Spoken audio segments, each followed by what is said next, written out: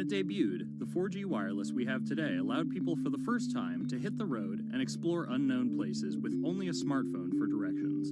When 5G arrives, it could enable driverless cars to take us there as well. 5G stands for fifth generation mobile networks or wireless systems. It's insanely fast and can accommodate a lot more connected devices. But the reason it's being called revolutionary is because 5G will allow connected devices to speak to each other as well as people. Right now we're living in a world where really it's a one-way experience. That's Bloomberg tech reporter Ian King. The network talks to your phone, you look at your phone and access data, then you send something back to the network. What we're being told about 5G is that really for the first time we're going to see machines communicating with each other over mobile networks in a meaningful way. 5G could end up being 100 times faster than what we have now, with speeds that could reach 20 gigabits per second. In plain English, that means downloading a full-length HD movie in seconds. 5G will also increase total bandwidth, which we will need in order to accommodate the growing Internet of Things. We're talking about the class of devices like internet-connected refrigerators, thermostats, dog collars, but 5G will enable many, many more. Things like your utility network, factories, where machines are just sat there not connected at all.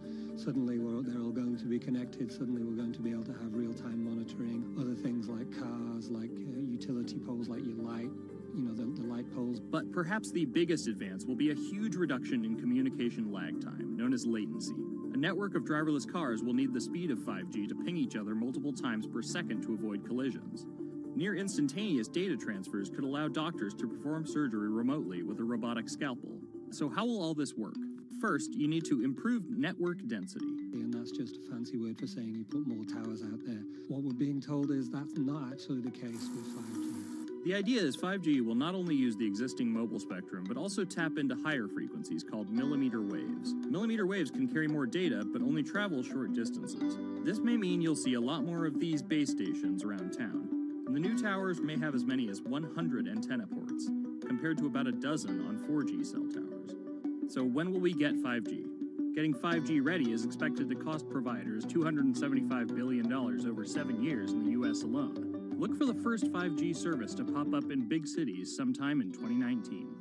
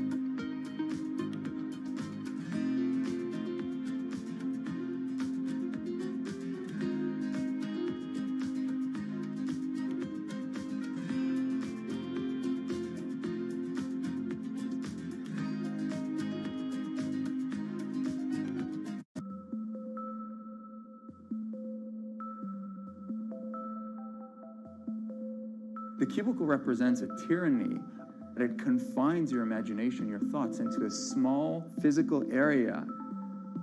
Imagine pretty much every software engineer or finance person being able to, disconnect from their desk and look at holographic monitors on a beach and doing their work from there. That's not going to be science fiction. It's the modern office place. Silicon Valley is all about building the future. A startup called Meta thinks it's getting there first, thanks to a big bet that it's made on augmented reality. How are you? Good, thank you. Welcome to Meta. Thank you. Call it a 360-degree office where you can spatialize your thoughts as part of your workflow for education, architecture, design, engineering, etc. People often mix up augmented reality with virtual reality. VR totally blocks your ability to see or hear the real world. AR overlays holograms onto what you already see. Meta has tried to make its version of the workspace feel familiar. You grab the hologram instead of using a controller or a mouse, and your brain already knows how to do it. In other words, we've designed an operating system that humanity has always known how to use. So you can see this eyeball, which is, by the way, photorealistic. You can see my hand is occluding the eyeball, and now the eyeball is occluding my hand, right? You see those two circles? They get small, and then they turn into this glowing white ball, and then I can move my hand around supernaturally. I can do this with two hands and rotate the thing. I can stretch it. I can throw it back right into the shelving system, and that's all you have to learn to become a modern worker. And to prove this, the employees at Meta have started to get rid of their computer monitors, trading them in for Meta's augmented reality headsets. Mayron thinks that in less than a decade, we'll all be just wearing strips of glass that can project holograms.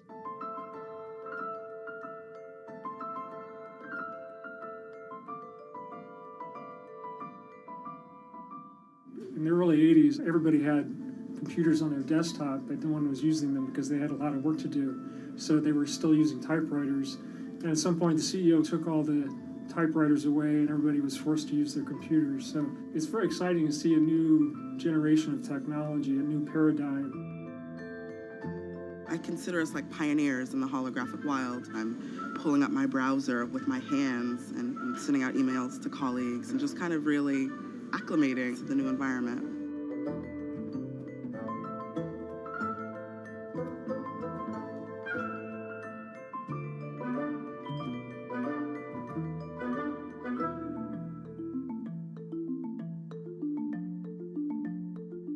Now you're putting on my computer, essentially. Our digital lives live on our phones. We have all of our pictures and notes and all these kinds of things. So, and why don't you write yourself a little sticky note? I like it. And go ahead and just take your fist right over the top of the sticky note and close your fist. And now... Oh, what? Meta's own transition to augmented reality has run into plenty of unexpected problems. And it's still going to be a while before you'll start to see these devices in your office. But I think it's a future worth waiting for. If we could see these holograms between us, we will have been able to share our work with one another more naturally, more efficiently, and more productively than ever before. Humanity will have evolved slightly.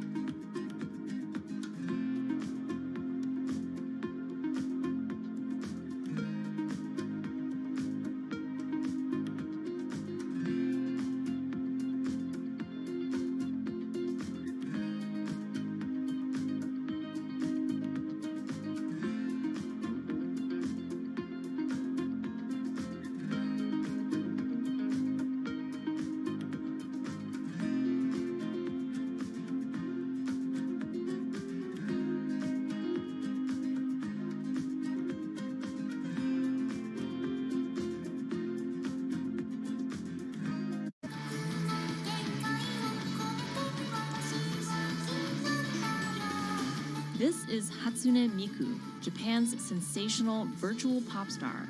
She's released over 100,000 songs in multiple languages and performed sold-out concerts around the world. Her image has appeared in games, on TV, in car races, and is even etched on the side of a Japanese space rocket.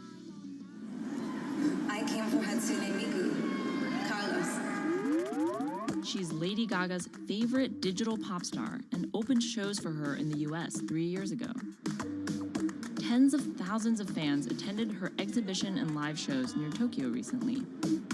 理想のアイドルっていうとどの曲でもミクはすごい綺麗に歌ってくれる。他没有缺点啊，没有任何让我们感到不开心的一些新闻。She's everything to everybody. That's probably why she's so popular. Miku's creator Hiroyuki Ito and his Sapporo-based company have been developing the virtual diva for over 10 years. 初音ミクとはキャラクターとしてすごくYouTube とかで検索するとたくさんの初音ミクが出てくるんですけども、元々の初音ミクのその原点は歌声を合成するソフトウェアなんです。Both the software and character are named Hatsune Miku, meaning the first sound of the future. Originally based on Yamaha's Vocaloid technology, Miku the software has a sound bank containing voice samples and a huge array of tools. You input the melody and lyrics, then Miku the character sings them.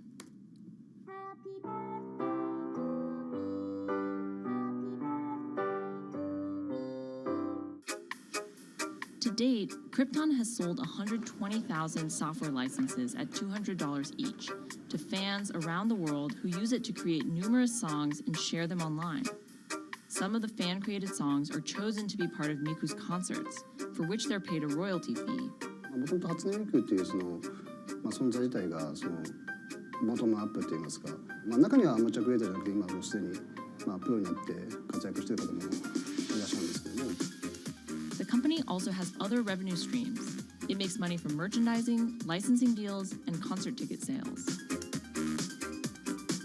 According to the real-life musicians who perform with Hatsune Miku, the virtual pop star is interesting and surprising. 今年で3年ぐらい、ちょうど3年ぐらいになってきて、ライブも数十本、数百本だったと。そういうことが演奏によって起こせるためのそういう器みたいな感じになってきて。初音ミクらしさって僕はあんまりない。初音ミクって何だってあり。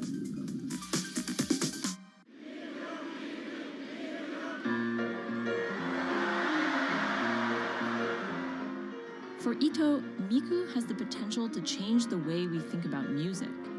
そういう新しいそのテクノロジーによって新しい音楽のあり方っていうものを模索していきたいと思っていました。And for her fans, it goes even further. ミクって魂がないので、だからみんな魂を作り上げるために存在する。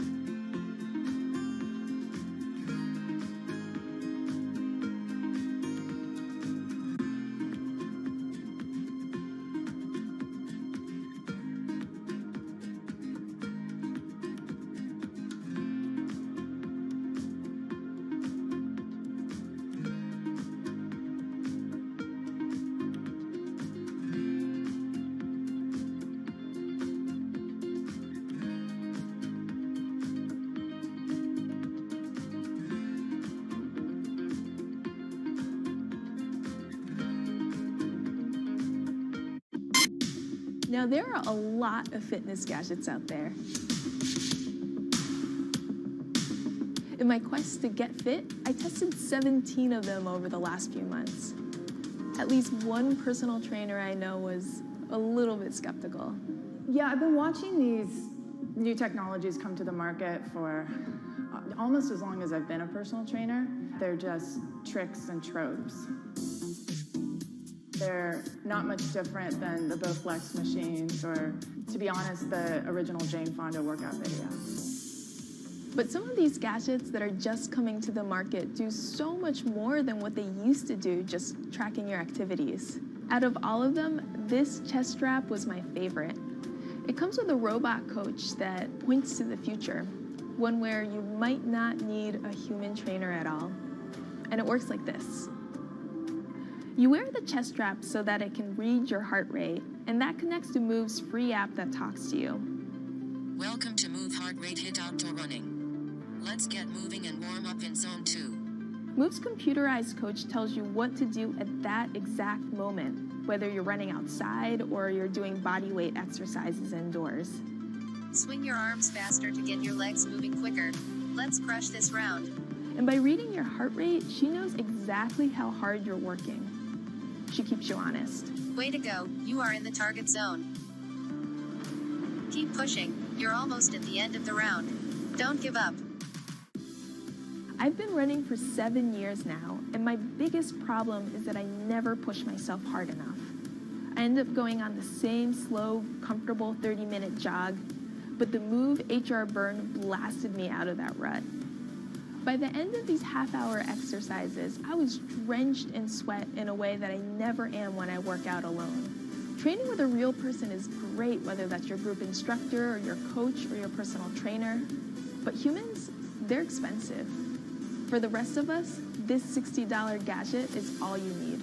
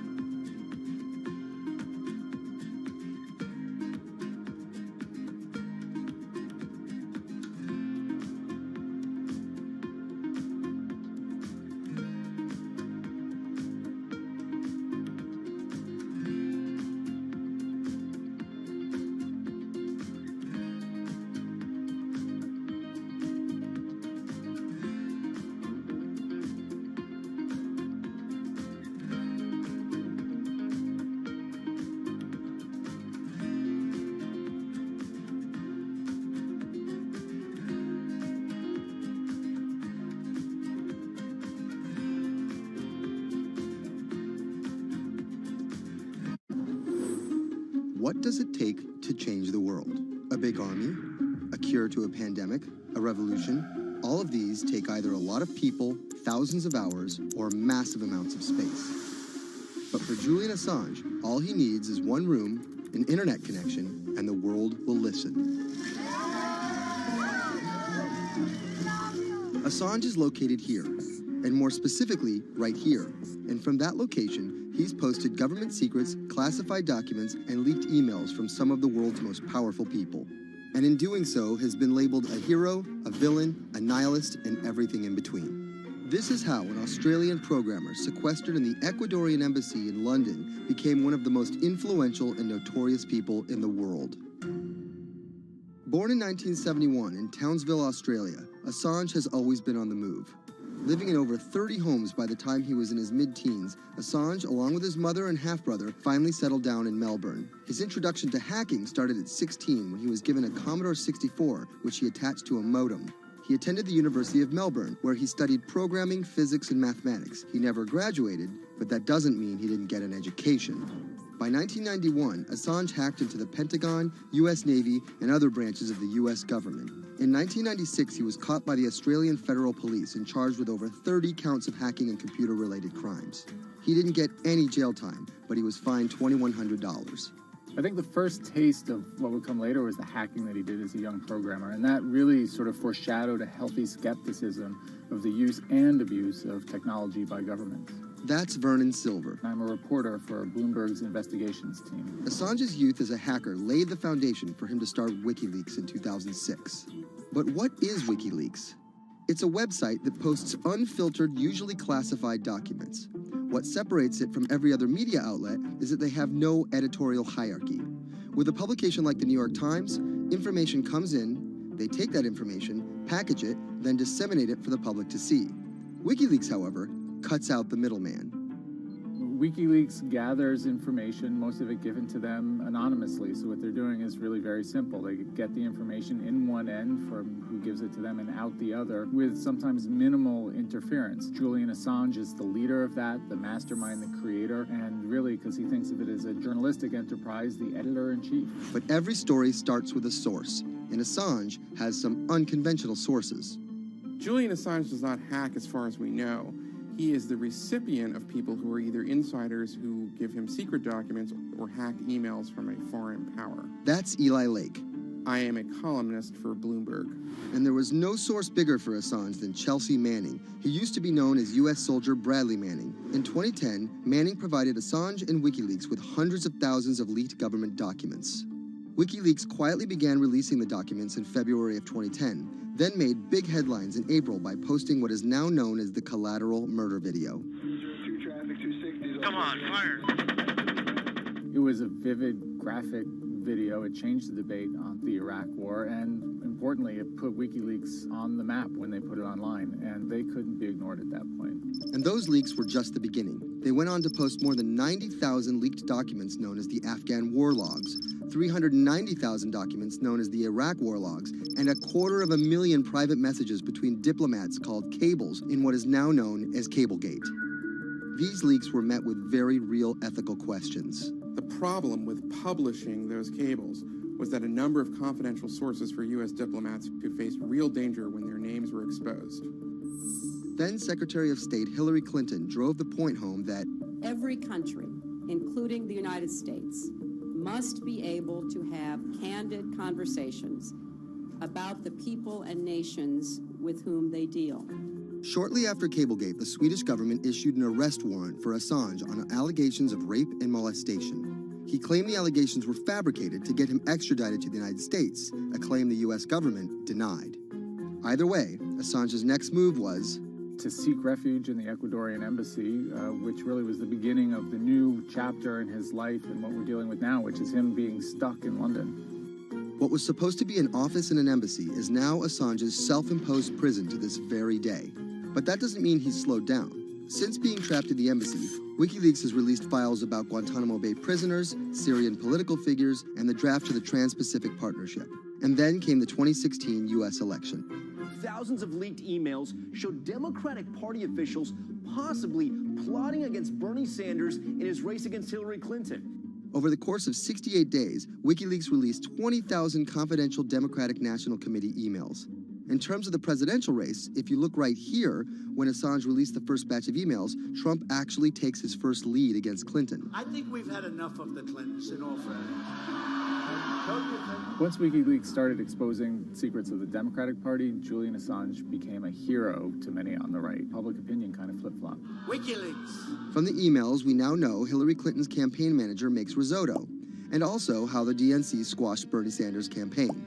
One thing we don't know is who gave Assange the stolen emails in the first place. Many leading Democrats say they suspect it was the Russians.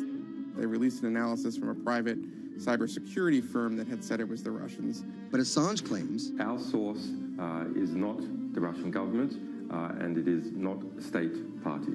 So this is where we stand today. The public still doesn't know who provided the emails to WikiLeaks. Meanwhile, Assange is still running WikiLeaks and still releasing documents. In March 2017, he started publishing documents from the CIA's Center for Cyber Intelligence called Vault 7. The CIA, the agency charged with finding and keeping our top secrets, can't keep its own secrets. As long as Assange has a connection to the world, no government secret will be too far from exposure. Julian Assange is still in the embassy. Maybe he'll leave, maybe he won't. Kind of regardless, his work has been done. He's changed the way people think about their governments, about their own secrets, about their own hackability, and really the world has changed because of him.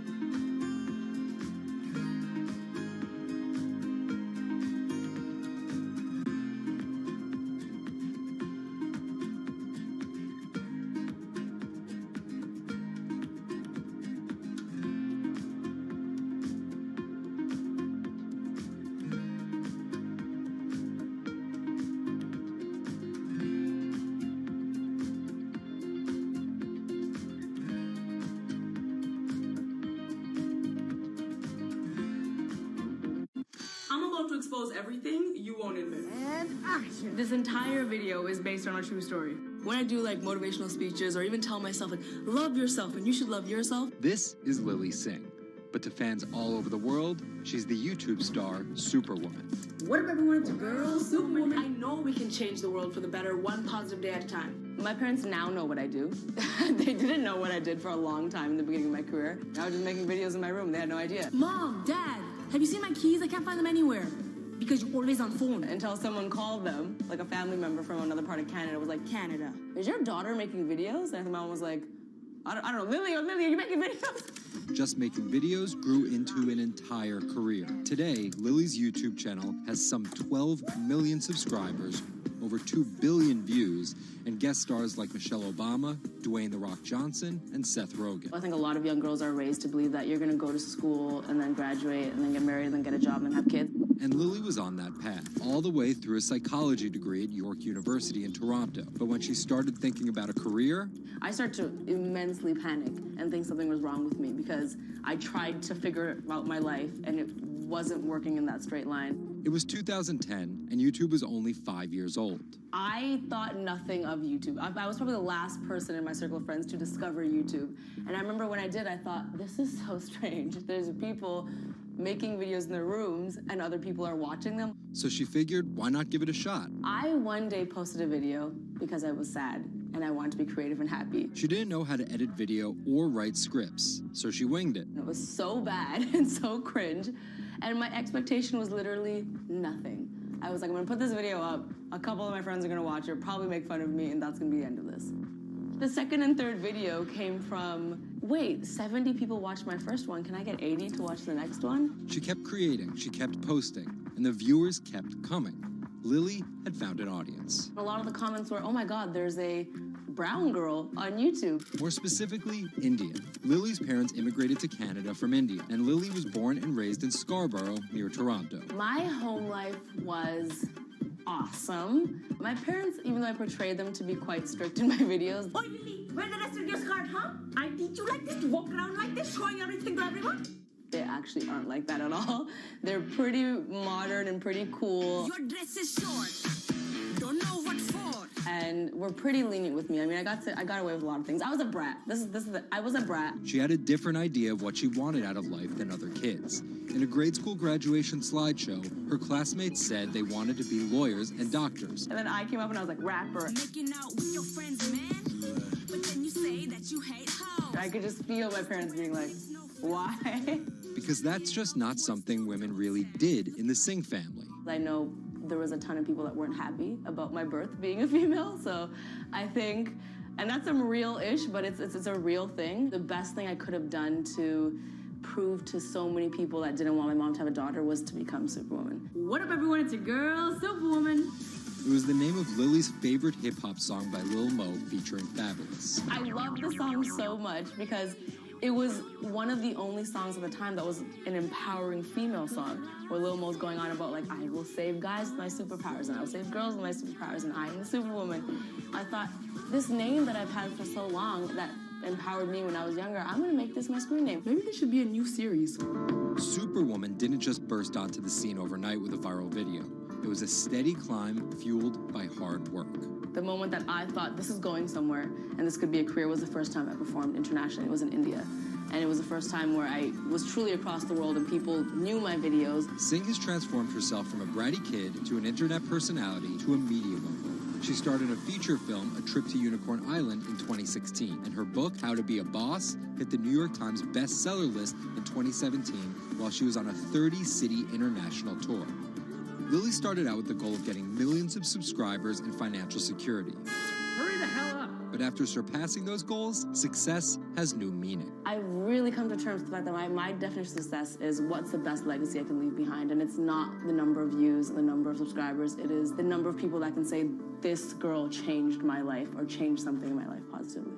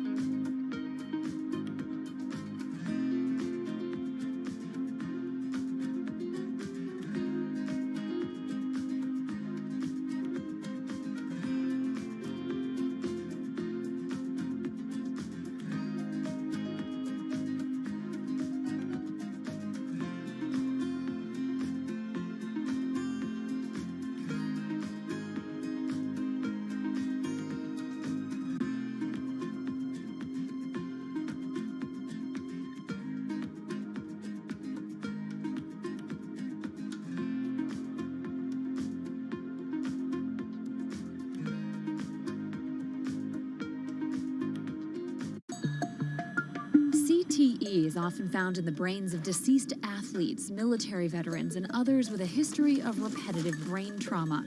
Hundreds have donated their brains to the VA Boston University Concussion Legacy Foundation Brain Bank. This is a former NFL player who died in his early 70s, and this is a veteran who also died in his early 70s.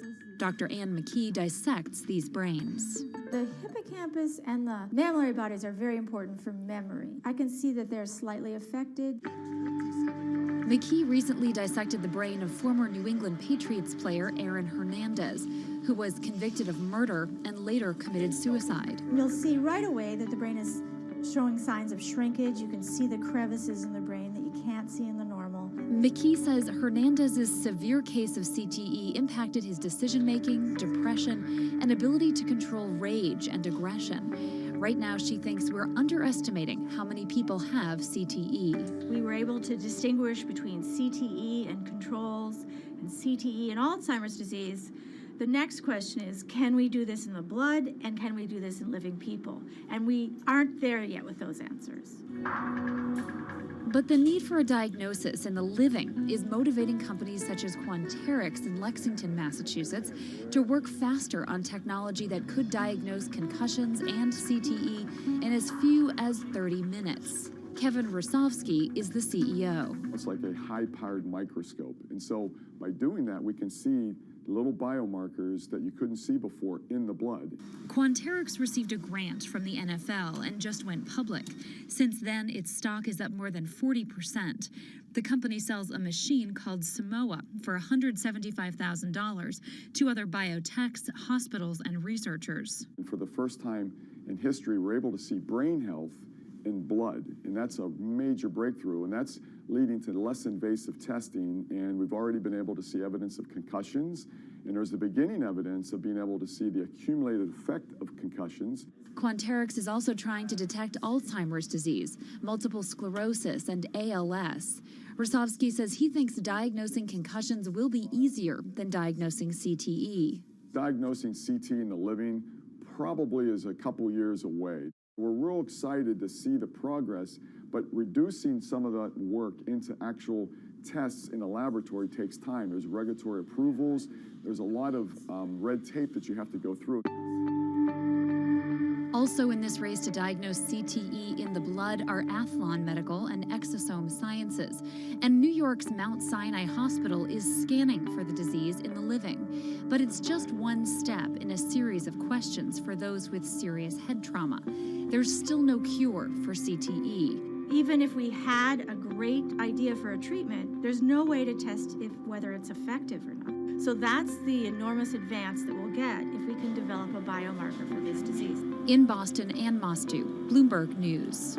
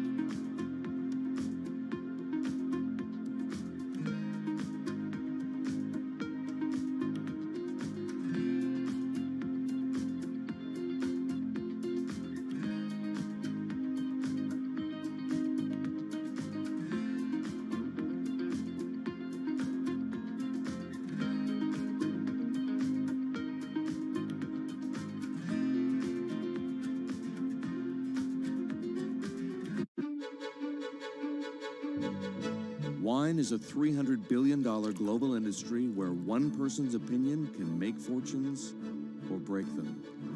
That's because of this man, Robert Parker, and his newsletter, The Wine Advocate. For 3 decades, he dominated as the world's most influential wine critic. Now Parker's protege is building an empire of his own. Antonio Galloni runs Venice. Antonio, tell me, what are you trying to build at Venice? Well, at Venice, we started with the idea in 2013 of building a world-class platform. We have a database of about 250,000 professionally written reviews. On Delectable, we have 7 million user reviews. Through Delectable, we also have a partnership with Whole Foods and several other partnerships that we can't announce just yet. And when you put that all together, what we have is something that no other company in our space can even come close to. Do you think of yourself as the next Parker? Not at all. Why? Because Steve Jobs said you can't live your life trying to be somebody else. So he's one of my biggest influences, and I've never wanted to be a replica of somebody else because a replica is never as good as the original. Bob is a genius, fantastic, one of a kind. We're going to be something completely different, and I have no desire to be some version of somebody else. Different in what way? Every decision that I've made at this company is completely anathemic to what Bob did with his company. I want our writers to be partners. All of my senior people are locked into the company. They all have equity or they have a path to equity based on business results. That's something that we never had at Parker.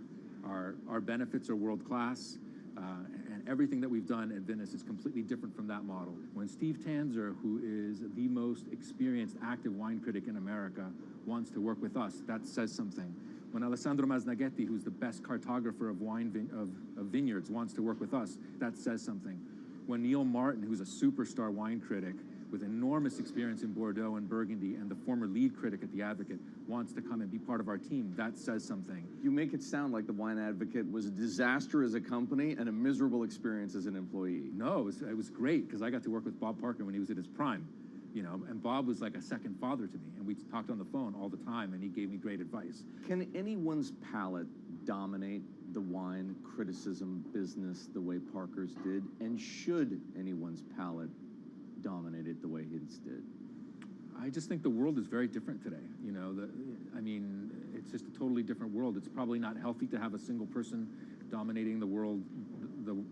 It's not even wine criticism, it's the wine industry. Yeah, that's probably not the healthiest thing in the world. But I think that there's just such an opportunity right now with social media and technology to reach such a massive number of people that I think it's possible that 1 or 2 people will actually have more influence than Bob Parker did, because they will, again, this goes back to your first question, not trying to be a version of somebody else. You see this in sports all the time. It's like, oh, well, nobody will ever beat this record. And then somebody comes along, it's like tennis, Pete Sampras. Nobody's ever going to win as many Grand Slams. Now you have 2 guys who are ahead of that and 1 knocking on the door. And so I think a lot like that. You're a former investment banker. How does that inform and influence what you're doing and what you've done?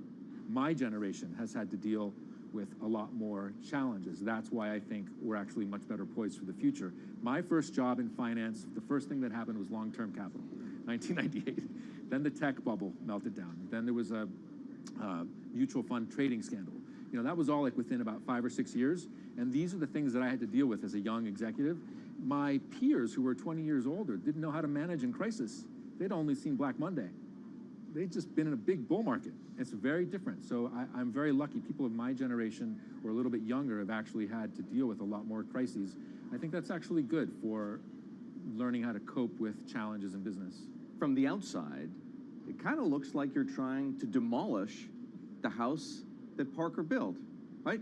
You left The Wine Advocate. Yeah. You merged with one of his chief rivals. Yeah. And you just hired his successor, Neil Martin. Mm-hmm. So are you?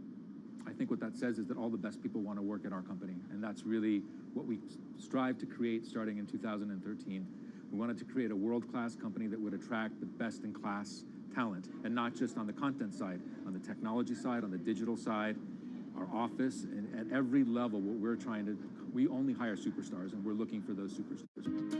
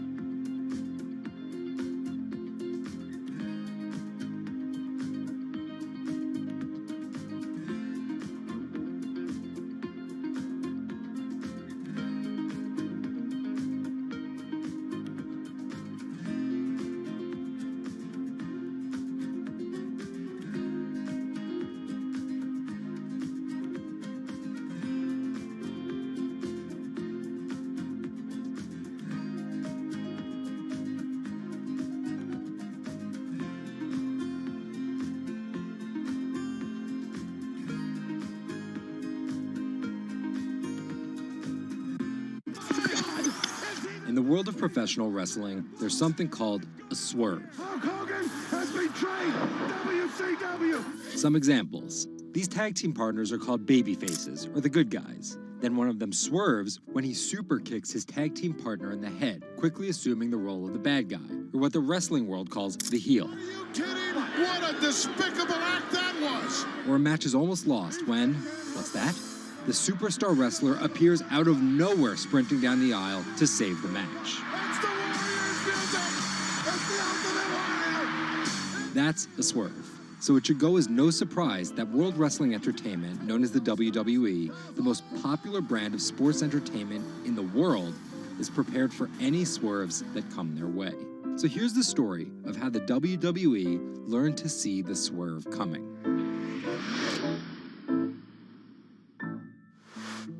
So I spoke to Bloomberg reporters Felix Gillette. I'm a writer for Bloomberg News for the global business team. And Kim Basine. And I'm the U.S. luxury reporter at Bloomberg. To find out exactly how the WWE is positioning itself for an all-out global invasion, which starts with a massive change to their lucrative pay-per-view model. WWE basically pioneered the pay-per-view model on cable. I remember as a kid, when the pay-per-view events came up, all of our friends would scramble around and try and get one of the parents to pay for it. But in 2014, they took a huge risk. They saw a little bit sooner than some of the other entertainment brands that where this whole thing was moving was away from cable and satellite television and towards on-demand streaming video apps. They made this risky decision, in essence, cannibalizing that pay-per-view model, which they had essentially built. And after some early turbulence, it's working. Roughly 1.5 million people are paying $9.99 a month for the WWE app, making it the 5th most popular streaming OTT service. This adapt-or-die approach is in the WWE's DNA. Over the past 30 years, the company always seems to think 2 steps ahead. In the early 90s, WWE was at its most threatened when Ted Turner took them on with WCW, which stands for World Championship Wrestling. And back then, the WCW was winning the ratings war.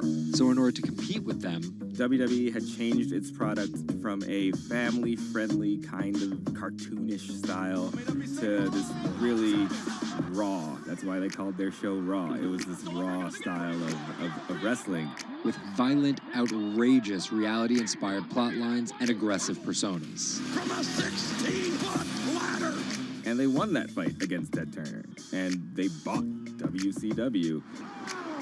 The early 2000s ushered in an era of testosterone-driven programming aimed at the red-blooded American male. Bra and panties matches, and people smash each other over their head with like barbed wire bats and things like that. Until 2015, when WWE fans started a hashtag #GiveDivas a Chance. Since then, WWE has hired 40 more female wrestlers, and that growing cast of female characters was part of a much larger plan. They started to try to appeal to a broader set of people. Let's attract more female fans. And after we've attracted more female fans, let's attract more international fans. They're broadening their base, and they're doing that in large part to make it more advertising friendly. And not just friendly to advertisers. They're trying to build up their fan base in China. They're trying to build up their fan base in Europe. They, already have a pretty good fan base in India. India is a place where they already have an established wrestling culture. Because of the gigantic Indian wrestler, the Great Khali. But there's still a lot of work to do. While the WWE set a revenue record in 2017, only 30% of it is coming from an overseas audience. And there's one person whose responsibility is to grow that number. The buck eventually stops at Vince McMahon, no matter what's happening within WWE. Yeah, he's a very controlling guy, and it's a very, very, very tightly scripted company. And that goes all the way down the board to big stars' entrance music. And their outfits and things like that. So with a CEO like McMahon always planning 2 moves ahead and an aggressive push into multiple international markets, a big issue is money. It's hard to do all those things simultaneously without committing a huge amount of capital to it. And that's where the WWE becomes an attractive company for buyers. Potentially, one thing that could happen with WWE is they could benefit by being acquired by a bigger technology or telecom company, an Amazon or Facebook or a 21st Century Fox. So with a market cap of $2.8 billion, the advantage of owning 100% of their own content, and a rapid consolidation spreading throughout the entertainment industry, it looks like the WWE is well positioned, even if there are swerves ahead.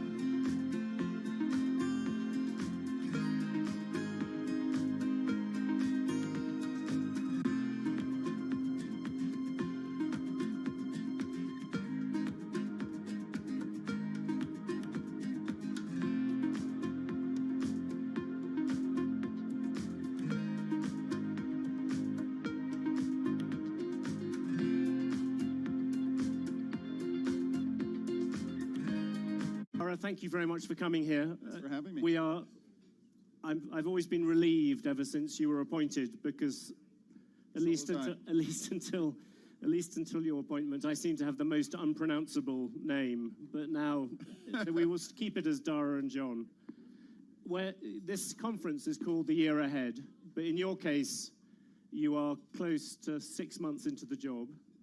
And I wondered what you saw in terms of the year ahead at Uber as your biggest challenge. What's the thing that you think about most when it comes to 2018? We definitely have our share of challenges at Uber. And for me, where I want to get Uber to the year ahead is a year of normalcy.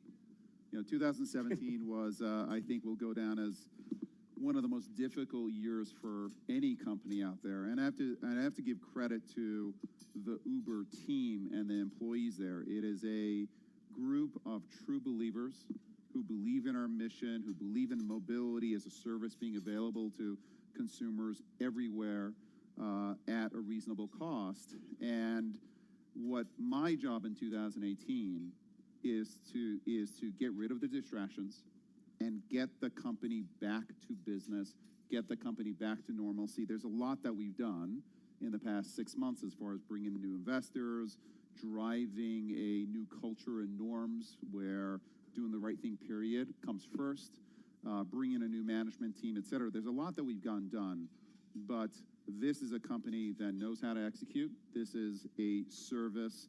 Mobility as a service is something that's universal, that's needed in the world, and I just want to get back to doing It's business. quite interesting. You said true believers. Yeah. Normally, true believers are the last possible people where you're able to change a culture. Can you explain a bit about that? Well, I think that they understand that mobility as a service, bringing the cost of transportation down, making transportation services available to anyone and everyone on a local basis, and partnering with cities to be a solution to traffic, to pollution, et cetera. That is a mission that they all believe in. And I think that they, having seen what happened in 2017, to some extent the crisis, the enormous crisis that the company has gone through, is a benefit because everybody at the company knows now that we need to change, that we need to break with the past as far as the way the company was run. We need to go from growth at any cost to responsible growth and growth in partnership with other players out there. That's clear, but now I've got to kind of get the company down to the normalcy of execution, of building great technology, and I think we're going to get there. It's still some tough sledding early on, but I absolutely think we're going to get there. When you talk about execution, is profits one of the things you want to get? I think you lost $4 billion last year. Well, profits, peanuts by the standards of profits would help. So at some point, we absolutely have to become profitable, and that's part of the plan. Do you have a kind of goal for that? Do you think you should be profitable by 2022 or by 2020? I think that we'll be profitable before 2022. This is the business itself. Do you want to come back a bit closer, 2020? Yeah, listen, it's not going to, I don't want to name a specific year, but this is a business that the core business, the ride-sharing business, can be profitable within 3 years.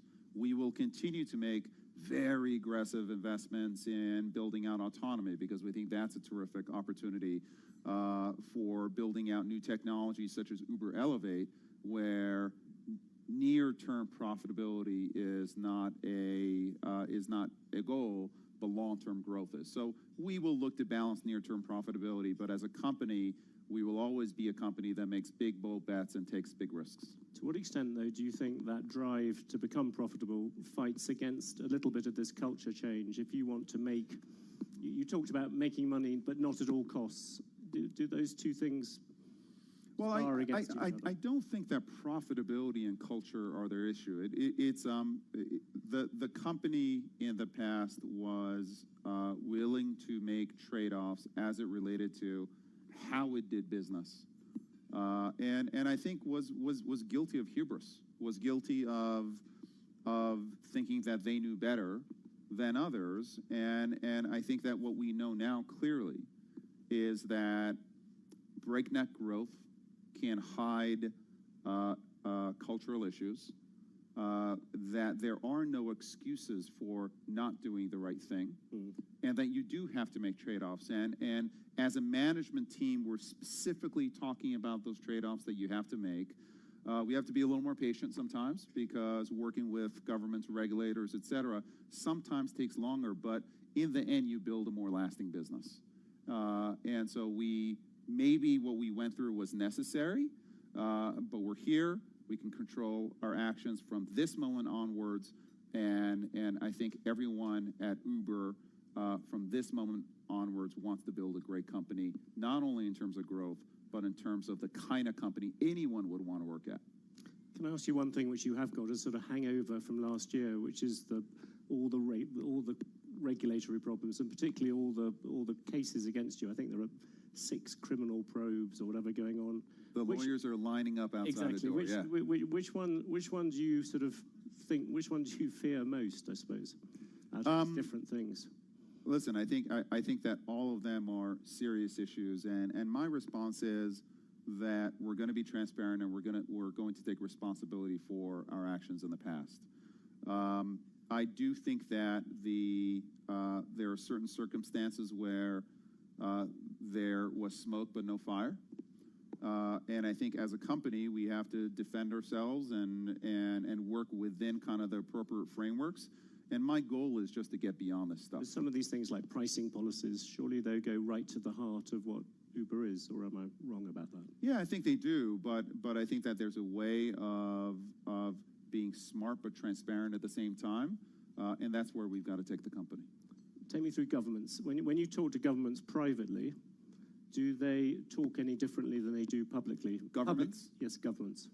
I think that they are honestly a bit relieved with how we are engaging with them, because I think that the engagement is now real. I think they feel like we're out there, we're genuine because we've learned our lessons of the past, and I do think that we can take, for example, the data that we have in terms of traffic and in terms of movement of our drivers and riders, and we can use that data to partner up with cities in order to solve congestion issues, because congestion doesn't help anyone. It wastes enormous amounts of time for consumers.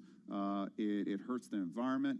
And I think that we are aligned with cities, for example, to partner with them in a fundamental way to solve these problems. And I do think that when these are conversations that a number of regulators and cities have wanted to have with us for many years, and I think we are really engaging with them at a depth that I think is going to create a real win-win going forward. Do you think you were too confrontational on this before? Yeah, I do. I think that the company was pushing growth. And listen, any innovator, to some extent, the innovation is about questioning past kind of present practices. It's about breaking things, the Facebook breaking things. We just went a step and a half too far. And what I want to keep, hopefully, is the best of both worlds, which is the spirit of innovation, the spirit of can-do, et cetera, but the responsibility of partnership. We don't know better than you. We're actually going to work with you, of actually having dialogue and respect for our city partners, for regulators, and then continuing to take risks and continuing to do daring things. And I think we can accomplish that. Imagine this audience here is a collection of mayors or a collection of city officials, and you want to depict, this is the Year Ahead conference, depict what the years ahead in this thing are going to be like. How far is driverless cars going to go? You talked just a few days ago about the idea of there being flying cars in 10 years' time. Can you just give a description of what you think transport is going to look like? Well, I think that we think there are three keys to transport and where the industry is going: autonomous, electric, and shared. And I think all three are necessary in order to get to the next level of city planning, et cetera. There are many cities where up to a fifth of the space taken in these cities is taken by parking and storing these cars. And so I do think that you need autonomous, you need electric, and you need shared. And I do think it's going to take some time. True autonomy for every single use case is some ways away. What we bring to bear is our developing autonomy, and we will have autonomous cars on the road, I believe, within the next 18 months, not as a kind of a test case, but as a real case out there. And over a period of time, we're going to bring autonomous transportation and feather it in with the non-autonomous transportation with drivers. What does feathering in mean? Feathering in means to a layman like feathering me? Crashing. Yeah, feathering in means if you're, for example, in Phoenix, and you make a request to go from A to B, which is what you do with Uber, there will be 95% of cases where we may not have everything mapped perfectly, or the weather may not be the right weather, or there may be an accident on the road, or you may not have 2 or 3 ways of getting from A to B, where you may say, you know what, that's not an autonomous use case. We're going to send a driver to pick that person up. For 5% of cases, everything is going to fall into place. And we will send an autonomous car. The user will be able to pick, do you want, there's an autonomous car, yes or no? And we'll be able to service that A for B. That 5% is going to go to 10 and 15 and 20 as our computers and our algorithms learn more and more about what it takes to drive in a city in a real life situation. And every minute of every day, that driver, that computer is going to get better and know Phoenix better and better and better. And in 5 years, we'll have the perfect driver in Phoenix. We will have to retrain that driver in every single city. We're going to have to build out 3D maps of these cities. And it will take time, but over a period of time, you essentially have a driver who becomes the perfect driver. It'll take 10 to 15 years, but that's the feathering in that I'm talking about. And will a child born today, will they ever need to learn how to drive? A child born today? No, I don't think so. So within sort of 20 years from now, we will... I don't think so. Listen, I hear some groans. And also, I heard a couple of groans. 1.3 million people die from car crashes every year. 1.3 million people die from car crashes every year. That doesn't count an estimated 20 to 50 million people that are injured. Okay, this is actually a public safety issue. If you look at cars, 96% of cars, 96% of time, cars are sitting there not being used. It is a huge amount of pollution that's caused by these cars being in the road, and a huge amount of wasted time. So the safety is there. Electrification is absolutely key, and sharing these platforms is going to allow us to be much safer and also put our assets where they add value. But it's quite interesting because when you first came in, I remember you sounding somewhat more skeptical about self-driving cars. You've been converted. Is that a? The choir has spoken, and I'm listening. It's pretty exciting technology out there. But again, it will be a hybrid technology for some period of time. What about flying cars? That came as a slight surprise. Yes, that's a great project that we're working on. It's called Uber Elevate. And it is actually about battery technology. It would have helped a lot of people here. I know. I wish that I was available. We'll launch it here if we can. But battery technology is allowing us to have multiple rotors on planes, or helicopters, if you want to call them that. These rotors that are much smaller will be much quieter than helicopters are. Much quieter, much safer. If you add sharing into the equation, you can actually get the economics of going from A to B. We think within 5 to 7 years to a place where normal people would think about taking these flying cars. That'll be the beginning, and then it's about scaling. And we're working with a number of partners right now. Do you think the regulation on flying cars, I've heard some proponents of it argue that it might be easier than it has been on driverless cars, because driverless cars, you have to deal with existing roads, existing everything. Flying cars, essentially you're going into unconquered space. I think that mayors that are forward-thinking understand that traffic and pollution are a real issue, and I think flying cars can be a significant solution to traffic issues in cities. And these cars, to start with, they're going to be very specific. They'll be kind of highways in the air. There'll be very specific routes that these flying cars go on. They're not going to be able to take you to your backyard and land in your backyard. There'll be these skyports. So there'll be very specific routes that you go on. And I think if you build a regulatory framework that has that kind of structure around it, I think you get to a better solve. Can I drag you back, somewhat reluctantly, back to the real world? But you have Rajiv Misra, who came in with you from SoftBank. Yes. He's going to become a director. Last week, he said that Uber should focus on repairing its market share in the US and on key European markets rather than going to new ones. Do you agree with that? Is that the way you look at Uber? I think one of the fundamental strengths of Uber is the global scope that we have. This is you a brand. Had that motto, everywhere. What's it? Everywhere for everyone. Yeah, everywhere for everyone. Do you want to make it some places for some people? No, we like the everywhere for everyone. It's much sexier than some places for some people. That's telling me. Just not interesting.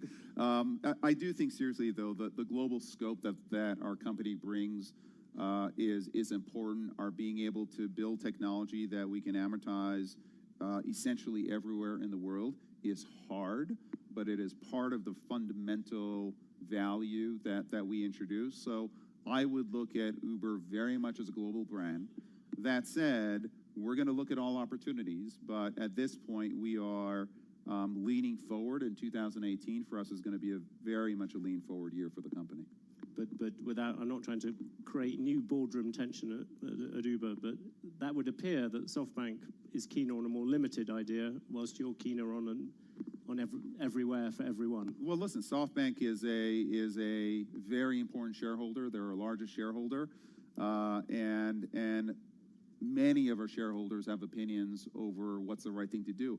Ultimately, the governance of the company is going to be at the board, and we'll have those discussions at the board, and we'll set our long-term strategy and then execute on it. One of the things which Uber played, perhaps not very fortunately, a role in was the whole sexual harassment questions and everything to do with that. I suppose one very obvious question, do you think that you have solved that part of the culture? But secondly, do you think that this is a real revolution and it's going to stick?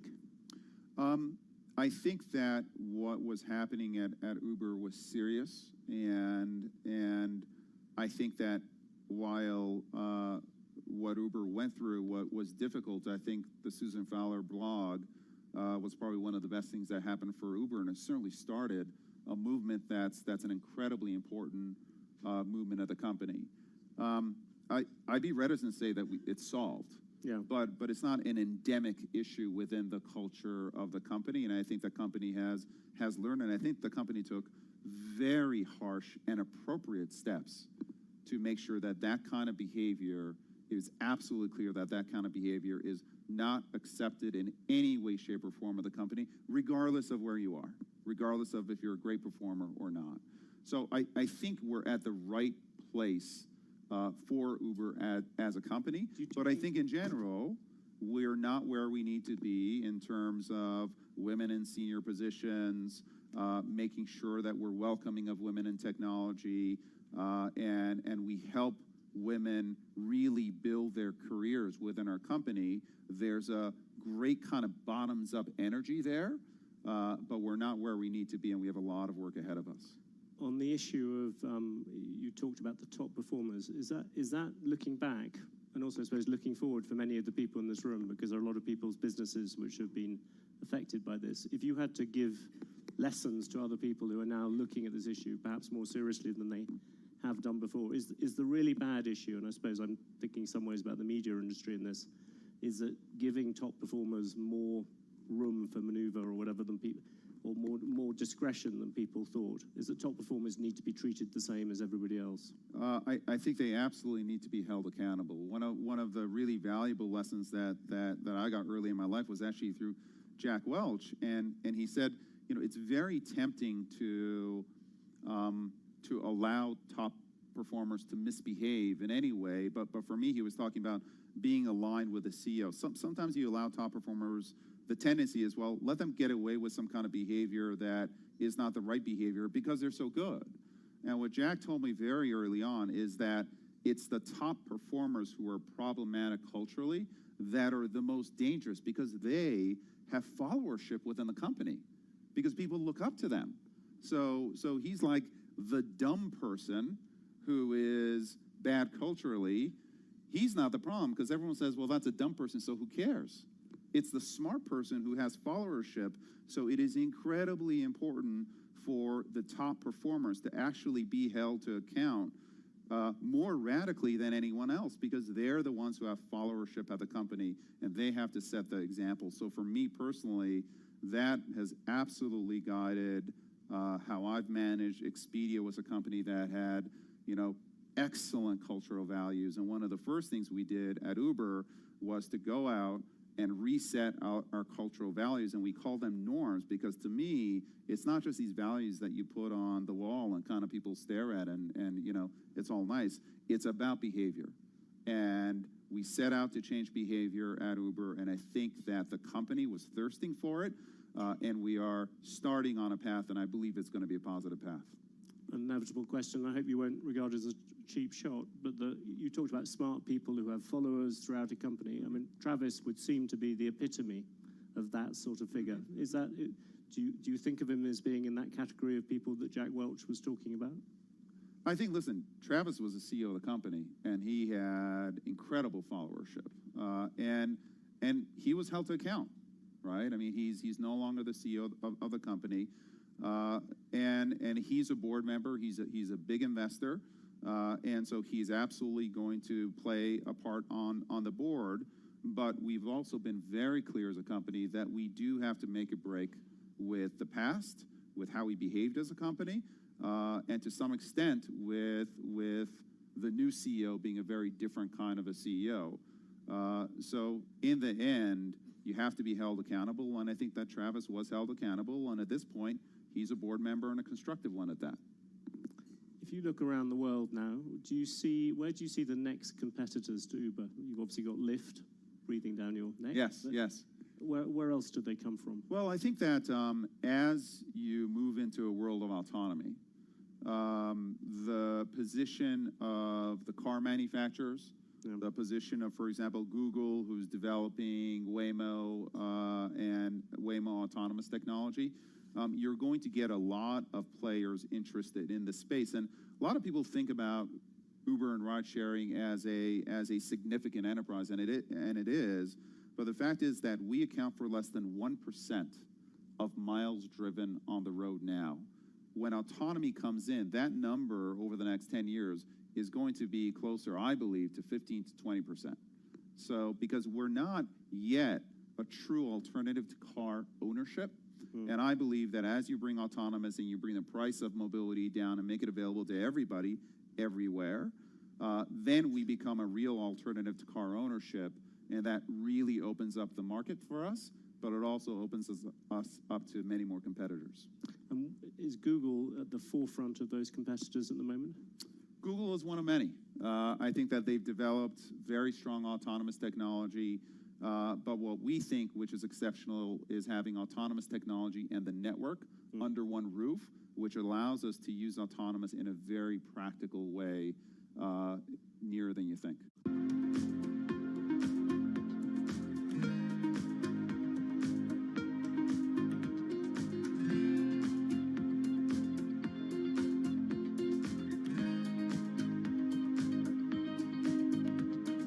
WBOS HD2 Brookline, Boston. WNBP Newburyport. KNEW Oakland. KOSF 103.7 FM HD2 San Francisco. And Sirius XM Satellite Radio Channel 119.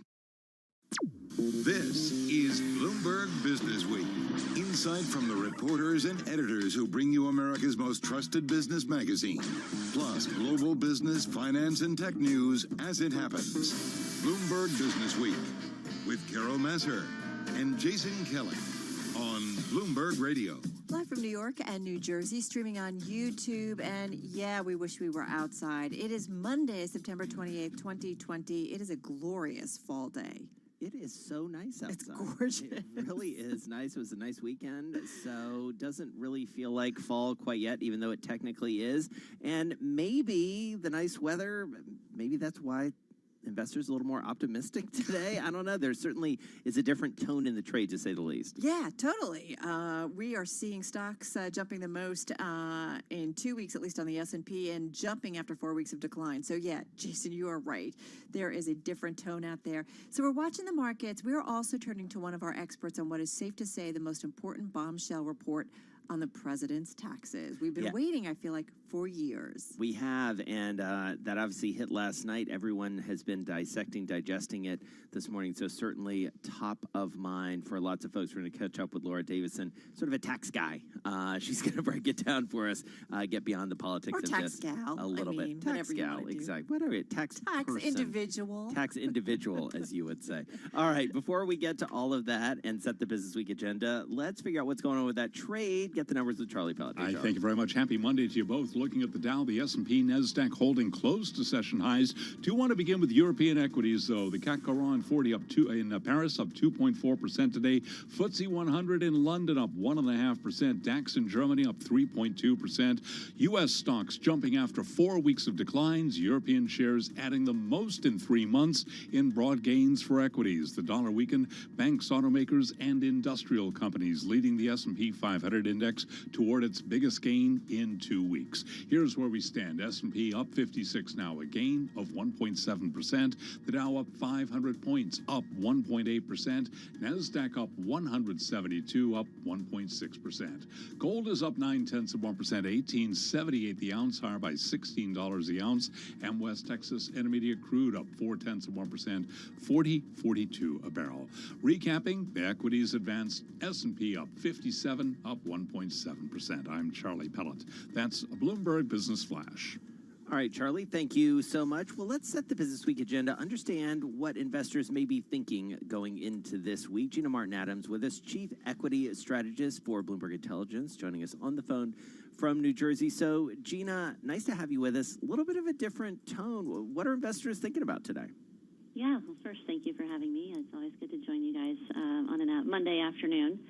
In terms of what investors are thinking, I think this all actually started as of Thursday's trade. We noticed in our chart book last week that some of the stocks that really got us into this mess, namely the technology, communications, consumer discretionary, some of those really high flyers over the summer, had finally reached some signals of stabilization as of Thursday's trade. So we started to see a little bit of recovery in the broad market on Friday, and I think this is a lot of follow-through of that recovery, though I think it's really notable that it's not tech that's leading, and this has been part of our strategy really since the beginning of September. Our sector scorecard suggested that we were moving into a new phase of the market where the leadership would have to rotate to the sectors where we're supposed to experience the biggest economic recovery into 2021 eventually. And that means not the tech COVID sort of safety plays, but more value, cyclical type of stocks like the industrials and materials and energy of the world, and even energy. So I think that what's happening is a bit of rotation, and finally you get the tech sector stabilizing, so your primary source of downdraft in stocks is stable, and that allows for the sectors that have actually been performing reasonably well, like industrials and materials, to perform and to continue to show that leadership. Well, and I do wonder, Gina, and first of all, we love having you, so it's a great way for us to start off our week. Do you feel like you're getting more visibility at all from CEOs? Jason and I talk to a lot of CEOs, and I still feel like there's still that, like, yeah, we don't quite know what's going, on into 2021. But do you feel like you're starting to get a little bit more guidance, certainly when it comes to earnings and earnings growth? Yeah, I think you're getting guidance on some things, but not on others.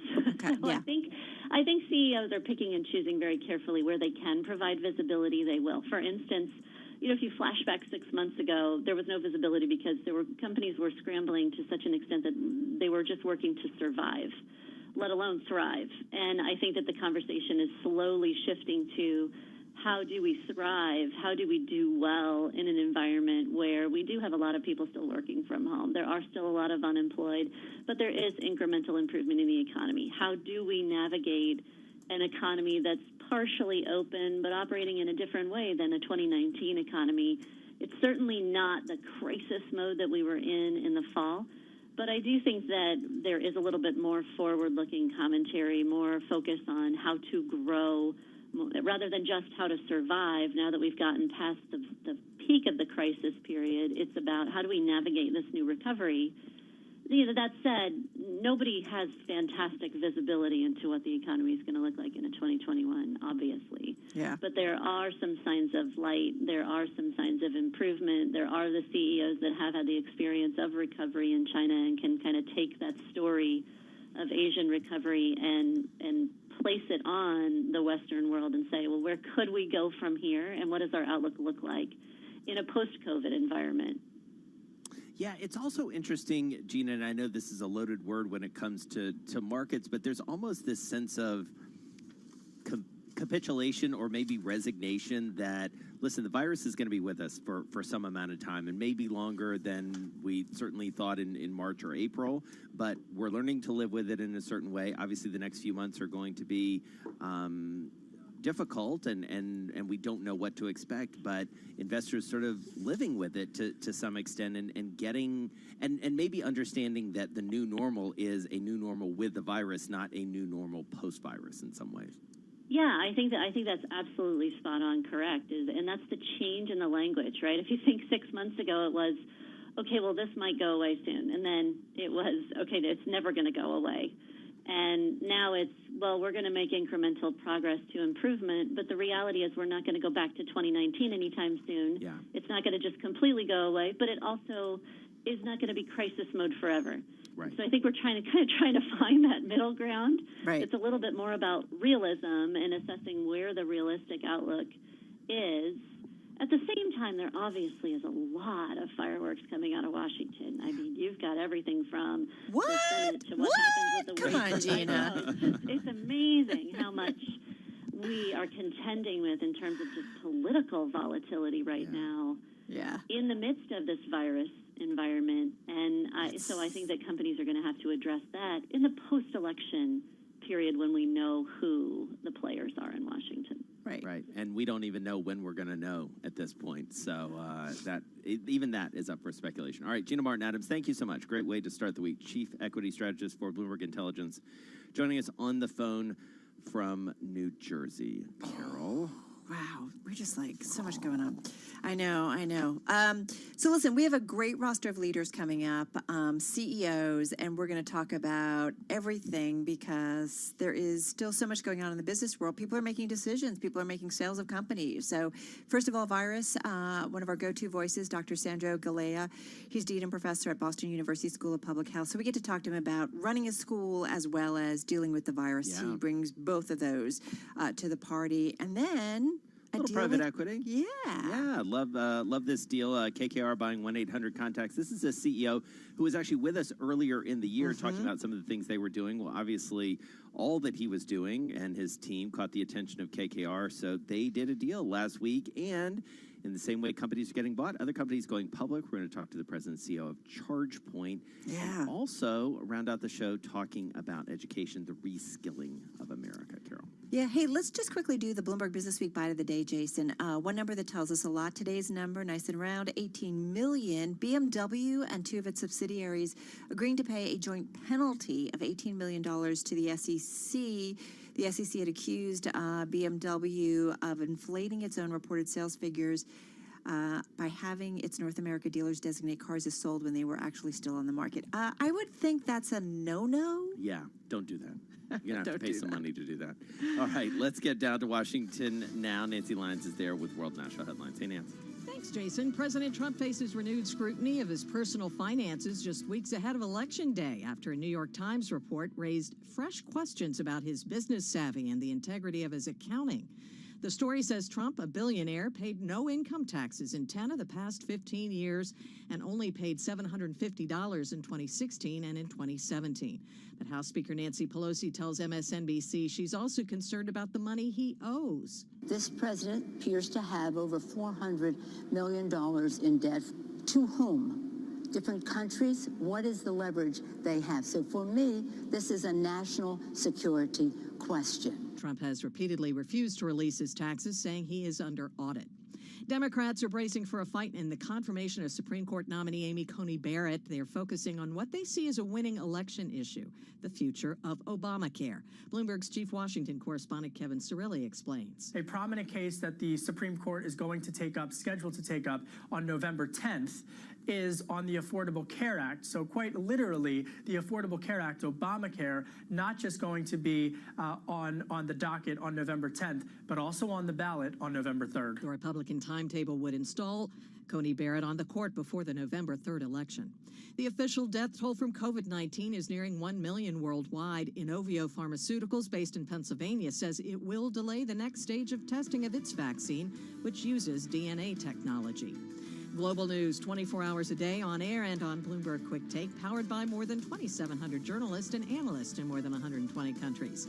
I'm Nancy Lyons. This is Bloomberg. All right, Nance, thanks so much. You are listening to Bloomberg Business Week. Jason Kelly and Carol Masser here with you.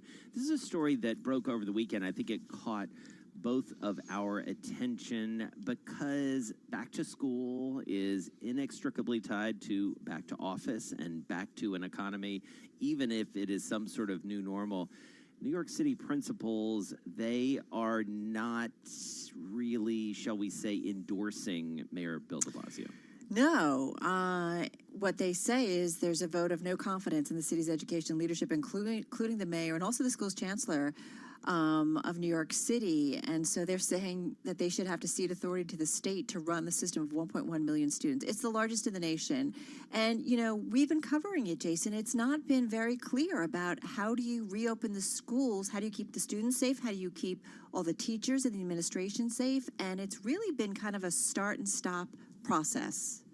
It has. And listen, out here in the suburbs, we are, you know, trying it. We're in the second week of hybrid in our district and seeing how that goes. I hear from other folks, you know, around the state, even around the county and around the tri-state area. Everybody's kind of trying something different. It feels like, I mean, obviously there are only so many ways you can do it, but, you know, New York City is so critical to the economy of the region that there's a lot of pressure to get it right. Yeah, exactly. Absolutely, Jason. And because you don't want to just kind of bring kids back and then it doesn't work. And then, you know, for parents who maybe started to go back to work and now they have to come back home and take care of the kids. So, yeah, you need them to get it right. I do feel like you're right. As you look around the country, whether it's colleges, universities, there are some places and lower grade schools, some places that are getting it right. And then some that are really struggling. Made a little music there, huh? Yeah, just so. Did you want to dance it out a little bit? Who was that to kind of go along with it? Yeah, exactly. Just go along with what we're gonna do with the school system here in New York City. I bet your kids say, "Don't sing, Dad." Don't sing. Don't sing. Don't.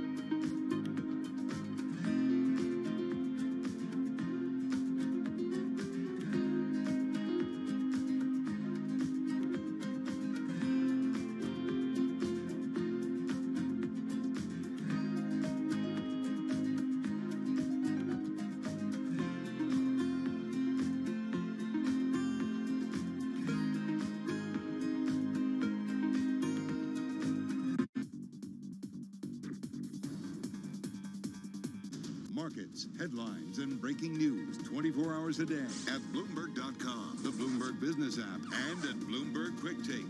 This is a Bloomberg Business Flash. From Bloomberg World Headquarters, I'm Charlie Pellet. NASDAQ best level of the day, S&P and Dow close to it. S&P jumping the most in 2 weeks. Banks are advancing. S&P up now by 60 points, close to the best level, up 1.8%. The Dow is up 525 points, up 1.9%. NASDAQ up 186, up 1.7%. NASDAQ 100 index up by 1.7%. Stocks are jumping after 4 weeks of declines. European shares adding the most in 3 months in broad gains for equities. 10-year yield 0.66%. Gold is up 0.9%, 18.79 the ounce. And West Texas Intermediate crude up 0.7%, $40.53 a barrel. Recapping, S&P up 1.8%. I'm Charlie Pellet. That is a Bloomberg Business Flash.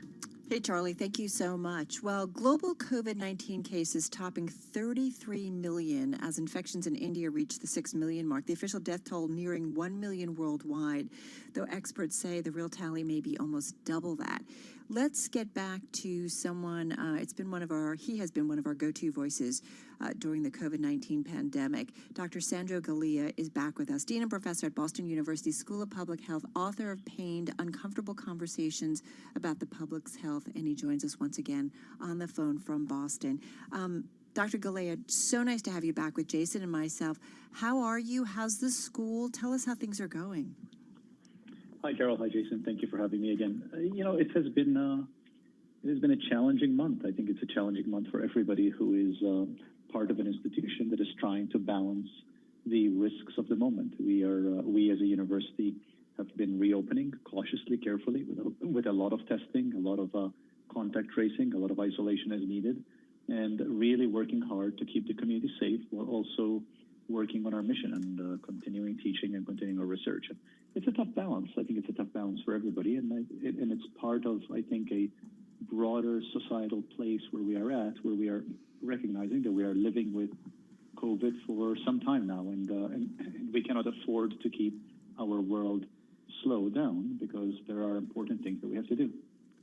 And so give us a sense of that balance, Dr. Galea. Like, what is something where you feel like you've found it in terms of either staffing or class size or doing labs? Like, give us an example of where you feel like, okay, well, this feels about as good as we can get. Well, Jason, I think I don't think I feel confident telling you anything is as good as it can be. I think everything is a work in progress. But let's talk a little bit about what we're doing. So we, as a university, are testing people extensively. We have about 5,000 to 6,000 tests a day happening. So students are tested multiple times a week. We have a lot of people who are involved both in the testing, but then also somebody tests positive in the contact tracing to see who they've been in contact with, right? So the idea is, and we had discussed this before in our previous conversations, the idea with testing is that you catch a case early so that it does not become a cluster that does not then continue the epidemic. So you find a case, you do contact tracing, you find the people around that case, you quarantine those people, and you isolate the case. And of course, all of that is superimposed over a very strict regimen of building hygiene. And by that, I mean ventilation in the building, wiping down surfaces, a very strong public campaign for people to remain safe, wearing masks, making sure that people are not in if they're sick, and every day doing symptom screens for everybody. So it really is a fairly comprehensive effort. And it is, in some respects, I think the challenge is that it's a comprehensive effort that has to happen now and has to keep happening really for weeks and months until there is a definitive vaccine for COVID. Talk to me about contact tracing, because I feel like we are getting very mixed results, mixed reviews in terms of people essentially saying, yep, not going to cooperate. It's voluntary. I'm not going to tell you. Either I don't want to get in trouble because I was at a party, or I feel like it's an invasion of my privacy. How do you manage that? Well, in some respects, I think it's easier to manage that within a closed system of one institution versus in the general population, right? So in our system, we have been very clear that this is part of the cost of citizenship. If you're going to be part of the community, you have a responsibility to work towards keeping others safe. And part of that responsibility is, if you test positive, is that you talk to the contact tracers and you tell them who you've been in contact with so that they can reach out to those people and make sure we keep them safe as well. It's harder to do that in the general population. There's been a lot of reports about 50% of people in the general population answer and talk to contact tracers. That's in the general population, where I think there isn't as much of a sense of shared responsibility for one another. There should be. I'm just reflecting on probably what's going on out there. Yeah, no, that's a big part of it. I mean, Jason, you and I have talked about it. I know when my daughter got together with some classmates at the end of the summer and we had kind of quarantined her for months, you know, we as families went into it saying, okay, what have you been doing? Who's getting tested? You know, like there was this sense of community to make sure everybody stayed safe. And I feel like, you know, not everybody's on the same page with that. Also, to be fair, and Dr.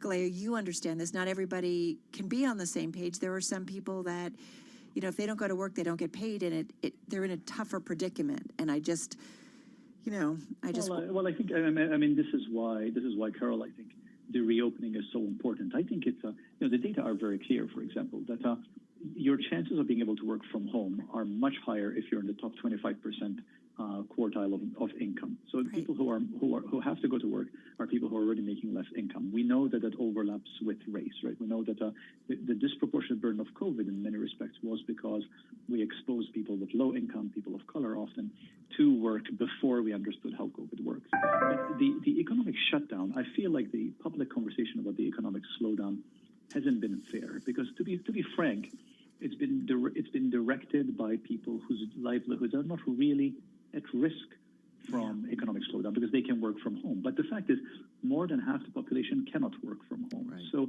if we take the premise that, well, we should reduce the risk of COVID at all costs, well, do we really mean at all costs, or do we mean at all costs to somebody else? Right. And I think we need to be honest with that. And economic slowdowns hurt people who are already at the low end of making income, and that is something that we as a society have a responsibility to try to avoid as much as possible. All right. You have hit on a very important point that we're going to pick up on when we come back. We're going to do some news and come back on the other side with Dr. Sandro Galea. He is Dean of Boston University School of Public Health. He's also, as you might have gleaned from what he was just talking about, very, very well-versed on issues of public health and inequality. He's got a great book called Pained Uncomfortable Conversations about the public's health, and he deals with a lot of these issues that he was just alluding to. So we're going to get into that and more on the other side of this, Carol. And these issues, I hope we don't stop talking about them once we get through this and the vaccine, because these are important. There's deeper problems in our society. You're listening to Bloomberg Business Week, and this is Bloomberg Radio.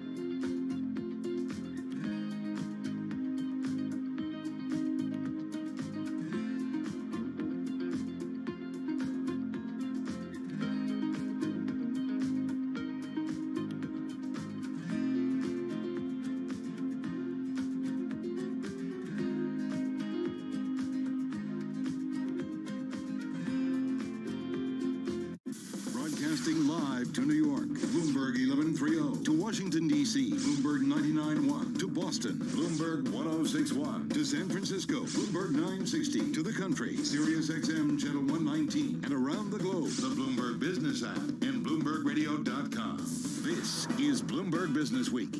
Coming up, we're going to continue our conversation with Dr. Sandro Galea up at BU's School of Public Health. Interested to talk to him about what's next, especially what we need to be thinking about as we've been talking about, sort of settle into this new world where we're living with the virus. How do we not lose focus, as you said, on these issues of inequality? Yeah, exactly. It would be nice to move the needle forward on a lot of things. All right, we'll get back to that in just a moment. Let's get back, though, to your top business stories. Check in once again with Charlie Ballard. All right, I thank you very much. Sudden move higher for Uber Technologies. This headline from the Bloomberg Professional Service.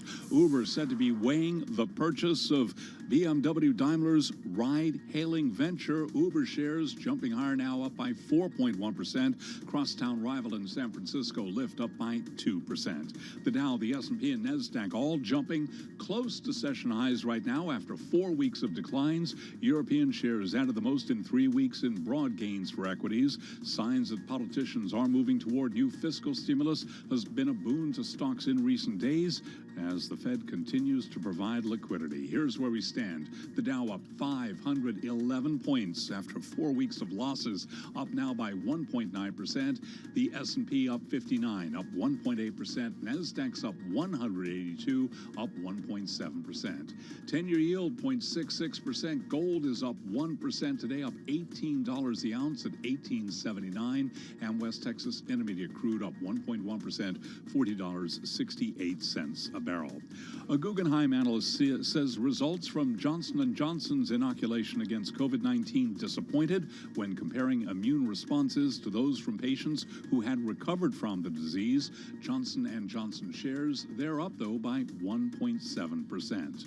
Some of the other stories that we're following: Inovio Pharmaceuticals has put a partial hold on a phase 2 and 3 study of its COVID-19 vaccine after American regulators raised questions about a delivery device that's used in the inoculation. Shares of Inovio plunging today by 28.6%. Flu season is upon us, raising questions about what sort of a season it's going to be given the backdrop of the coronavirus pandemic. Dr. Joshua Sharfstein is Vice Dean at the Bloomberg Johns Hopkins School of Public Health.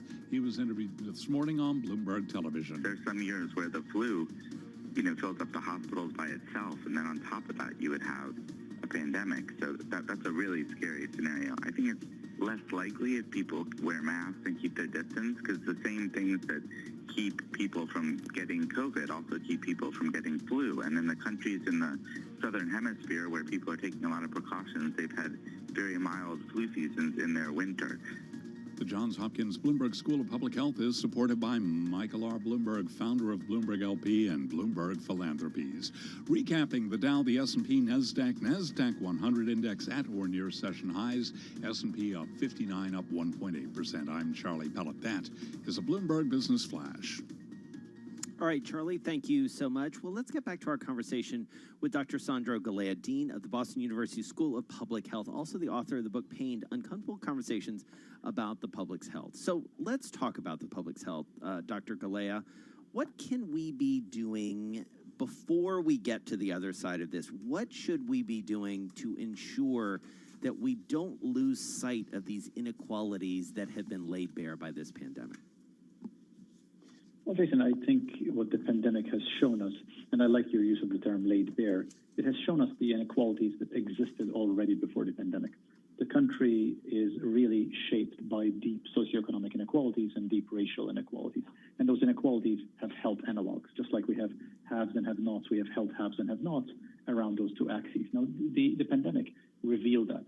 We have Black Americans have 2.5 times greater risk of dying during COVID than white Americans. And that is largely due to the double whammy of, one, greater burden of disease that Black Americans had compared to white Americans, and number two, that a disproportionate number of them work in what we came to call sort of essential work, frontline work that exposed them to getting COVID. So to my mind, what COVID is now letting us see what was already there for us to see had we looked for it. So the question you ask is, how do we not forget this? And I think we do not forget this, frankly, by continuing to have the conversation and saying to ourselves, the time to fix these inequities by socioeconomic class, by race, is not when we're under duress from a pandemic. It's when the pandemic is over, before the next pandemic.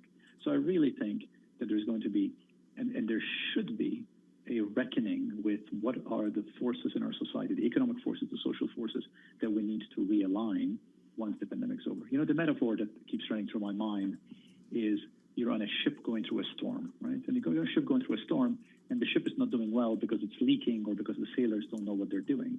Well, while you're going through the storm, the best you can do is try to patch up the prow and get your sailors to do something that's not too terrible. But really, the time when you should be fixing the ship is when you're past the storm.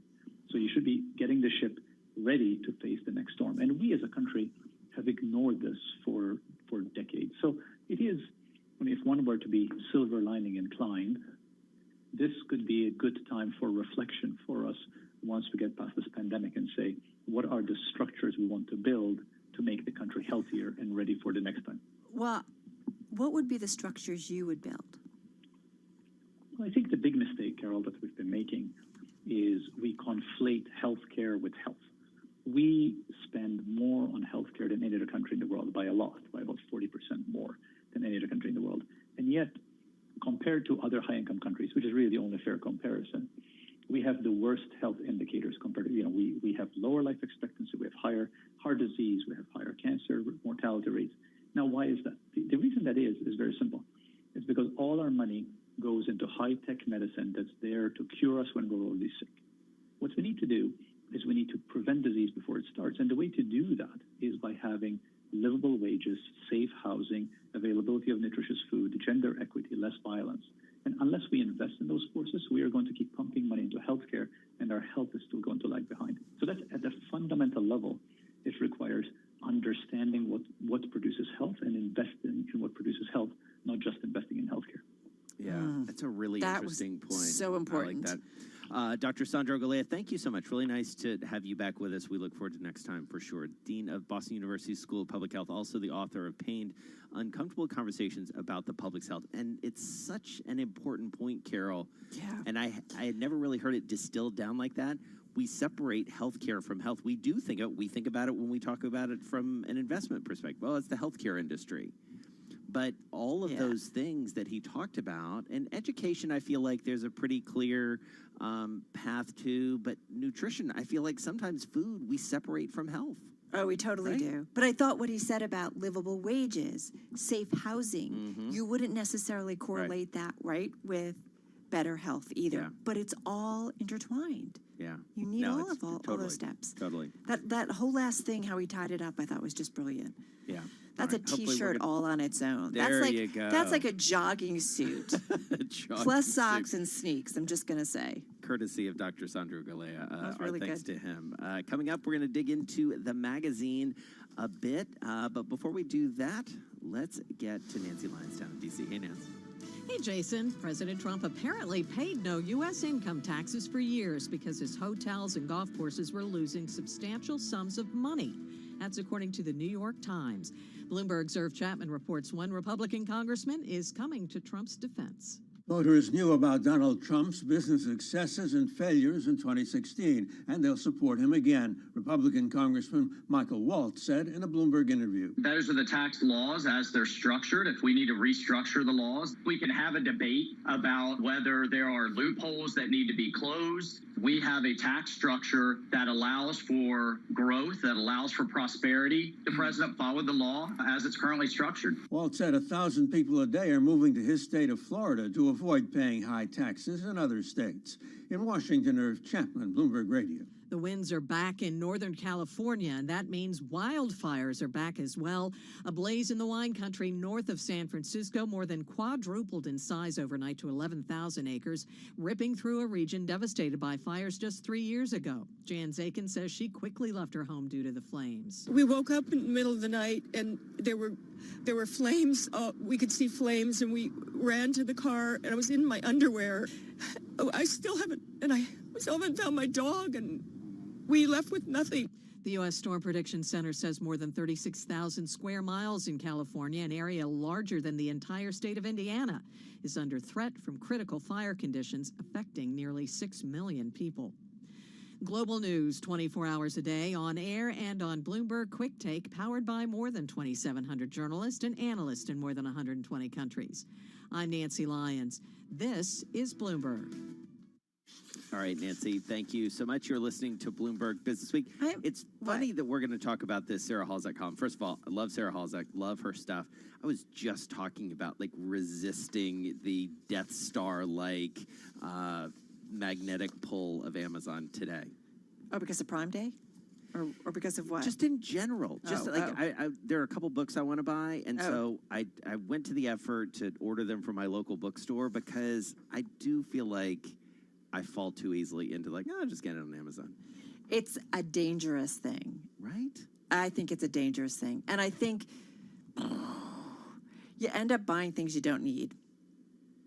Yeah, or that you, I don't know. That you can get. I mean, like, I love to support small businesses, and I love this local bookstore, Village Bookstore, Pleasantville, shout out. Yeah.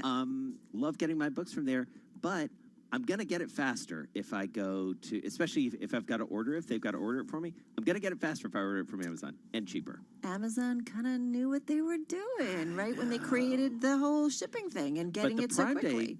But the Prime Day thing is huge because it was supposed to happen in July. Now it's happening in October. And so that's bad news for big retailers, too. Right, exactly. Well, if you think about it, you know, like the seasons are all screwed up right now between back to school and holidays, and everybody's trying to kind of, you know, juice their sales, if you will, because nobody's going to stores or not at the same volume that we have seen before. And so if Amazon kind of moves around its date, what's the impact, right, on some of these big box stores? Exactly. Well, and you also have a situation where owing to shipping and online, you've got big retailers moving back. Some of their sales are moving up, I should say, some of their sales for the holidays because, to your point, they got to make up for some back-to-school sales that they didn't get. And then just the lack of sales they're getting because malls aren't open and there's no foot traffic. And so they're not just getting it. So Amazon, once again, so you didn't buy the books? No, go to your local bookstore. I'm big on the bookstores. I ordered them from the local bookstore. Yeah, that's a really good thing. I agree with you, especially those local bookstores. Did you watch Away? We'll talk about it later. I know. I'm going to get there.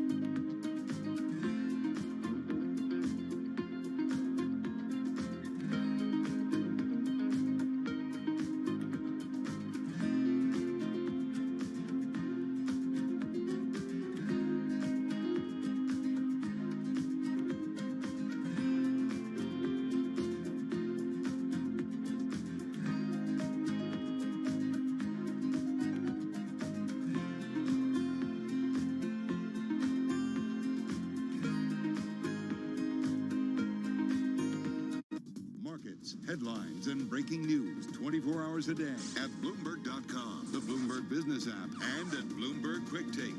This is a Bloomberg Business Flash. From Bloomberg World Headquarters, I'm Charlie Pellett. The Dow, the S&P, and NASDAQ at or near session highs. Stocks are jumping after 4 weeks of declines, and European shares added the most in 3 months. Broad gains for equities this Monday. Banks leading the S&P 500 index toward its biggest gain in 2 weeks. S&P up now by 62 points. That's a gain of 1.9%. The Dow's up 530 points, up by 2%, and NASDAQ is up 192, up by 1.8%. 10-year yield 0.66%. Gold up 1.1%, higher by $21 the ounce at $18.82, and West Texas Intermediate crude up 1.1%, now $40.71 a barrel. Recapping stocks higher, S&P up 60, up 1.8%. I'm Charlie Pellett. That is a Bloomberg Business Flash. All right, Charlie, thank you so much. Well, I'm really excited to talk about this next story because it's just in such the Bloomberg wheelhouse and so appropriate for a time when we're talking so much about It could be a Netflix series, too. And how it's managed. I know, it's so great. Neil Weinberg, one of our favorite reporters here, a senior projects and investigations reporter for Bloomberg, joining us on the phone from New York, along with Joel Weber, the editor of Bloomberg Business Week.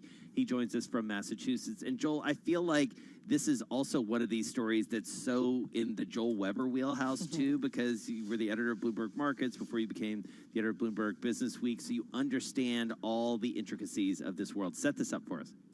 It's funny. It actually makes me remember a very similar story that Neil did for me once upon a time that actually goes to some similar places. And this is a story that Neil spent a lot of time on, and it's a really interesting one because it involves rich people and their bankers. And if that doesn't get your attention, I don't know what does.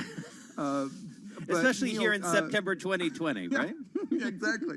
So Neil, let's talk about this because it's not a story that goes particularly well for the rich guy, or at least it hasn't so far.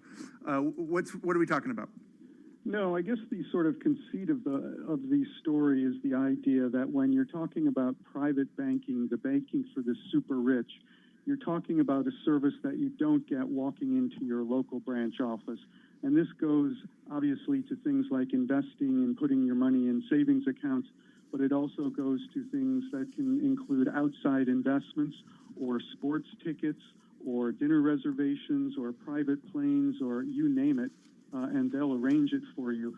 And the question in the story is, at what point does it stop becoming banking and become something else? At what point are the clients lulled into sort of a sense of comfort with their bankers where they're not exactly trusting but verifying? Yeah. Who are the characters that you're talking about here, Neil? In this case, we're talking about a extremely wealthy young Mexican gentleman named Moises Cosillo Espinosa.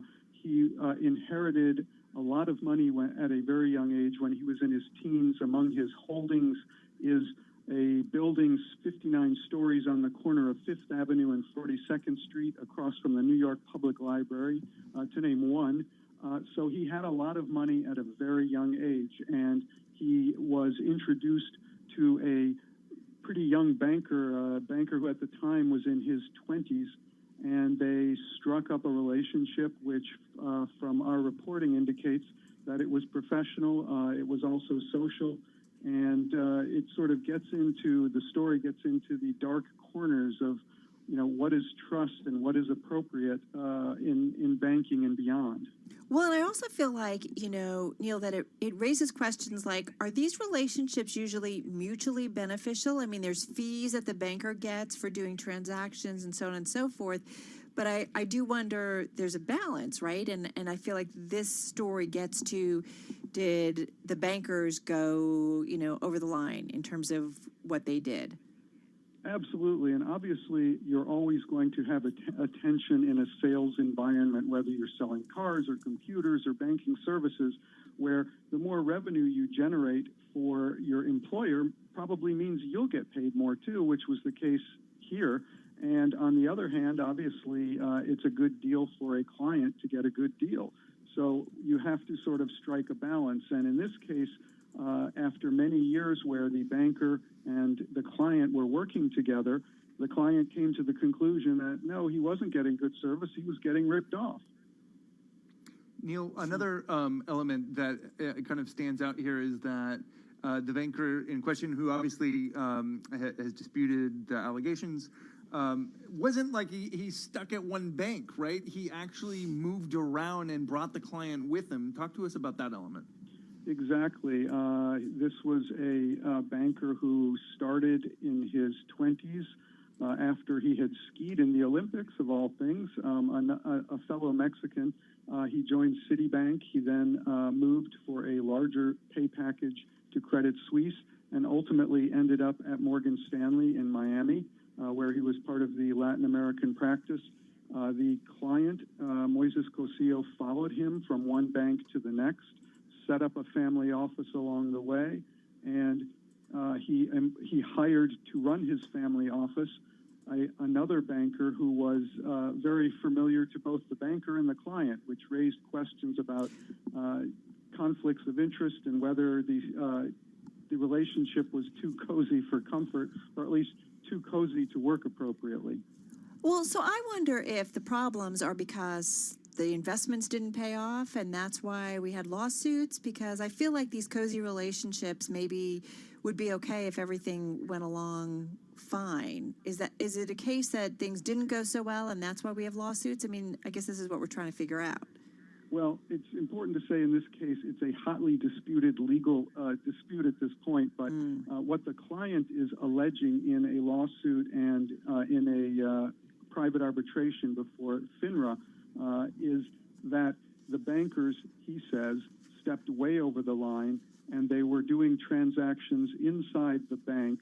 In this case, the bank he is pointing a finger at is Credit Suisse, and he is saying that the bankers were doing transactions purely to profit themselves and their employer. In addition, he's alleging that they encouraged him to get involved in outside investments, sort of private equity or private placement type of deals, where they say there was a lot of he says there was a lot of self-dealing going on. The bankers, the one who was inside the bank and the one who was running the family office, have vehemently denied the allegations. Yeah, it's interesting. I mean, you talk about in this story where, you know, the lines blur in part because these are not always traditional straight-ahead investments. And so it's hard, especially if you're not well-versed in this area, to even know sort of what's cool and what is not cool. Exactly. And the other question is, at what point should a client who is in control at a young age of tens or hundreds of millions of dollars or potentially more, how much attention should they pay? Should they have advisors to keep an eye on their advisors? In this case, you know, exactly what happened depends on which side you ask, but clearly the relationship went way off the rails. Yeah. Well, not surprisingly, it is one of the most read stories on the Bloomberg and will continue to be. I have to imagine a lot of our wealthier and maybe not so wealthy customers are sending this to the banker being like, hey, can we call tomorrow? Can we check in? Can we check in? Yeah. All right, Neil Weinberg, terrific piece of reporting. Thank you so much. Senior Projects and Investigations Reporter for Bloomberg. Check that story out online and on the Bloomberg. Our thanks as well to Joel Weber, Carol. It's like, whew. You got to read it too, because there's just some great details. Exactly, Mexican restaurant, and just the way art. it starts, it's just wonderful.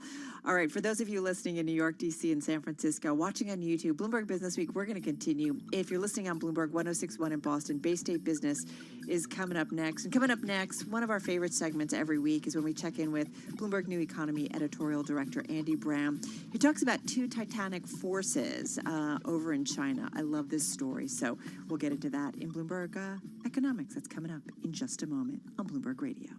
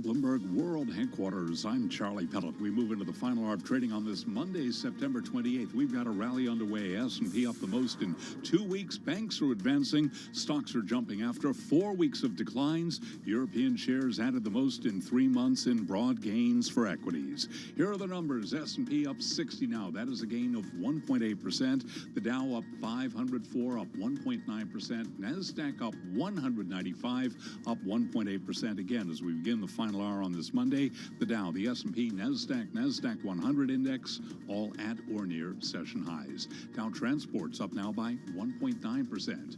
10-year yield 0.65%, down 1/32. Gold is up 1.1%, $18.81 the ounce. And West Texas Intermediate crude up 1.1%, $40.71 a barrel. Wall Street is looking ahead to Friday's jobs report. Complete coverage here on Bloomberg Radio. As for the pace of the U.S. economic recovery, Julia Coronado is the president and founder of Macro Policy Perspectives. We've got a wave of small businesses, restaurants, retail. We've got the airlines. A lot of businesses where the support is running out and the recovery is still stalled for them. And so we could see another wave of layoffs, or at a minimum, the end of the rehiring that we've enjoyed through the summer, and that could really slow progress down. Diageo says it expects business in July to December to improve versus the first 6 months of the year as bars and restaurants reopen following coronavirus lockdowns. Diageo shares, they're rallying today by 6.2%. The parent company, you know their brands, including Guinness, Johnny Walker, Tanqueray Gin, and Smirnoff Vodka. Devon Energy acquiring WPX Energy in a $2.56 billion all-stock deal, creating one of the largest independent American shale producers and answering investor calls for consolidation at a time of crisis for the industry. Shares of both companies are surging. Devon up 13.3%, WPX up by 18%. S&P up 59. I'm Charlie Pellet. That is a Bloomberg Business Flash. This is Bloomberg Business Week with Carol Masser and Jason Kelly on Bloomberg Radio. All right, let's do a little Business Week economics now. Our pal Andy Brown is back with us, editorial director for Bloomberg New Economy. He joins us on the phone from New Hampshire. So I am really into this recent column that you wrote, Andy, because it really brings to the fore something that I think is, dare I say, sort of hiding in plain sight when it comes to China, which is around climate change. Tell us what you took on. Yeah, so the central point is that when it comes to climate change, China is at war with itself. On the one hand, it's a global superpower when it comes to renewable energy, batteries, solar, wind.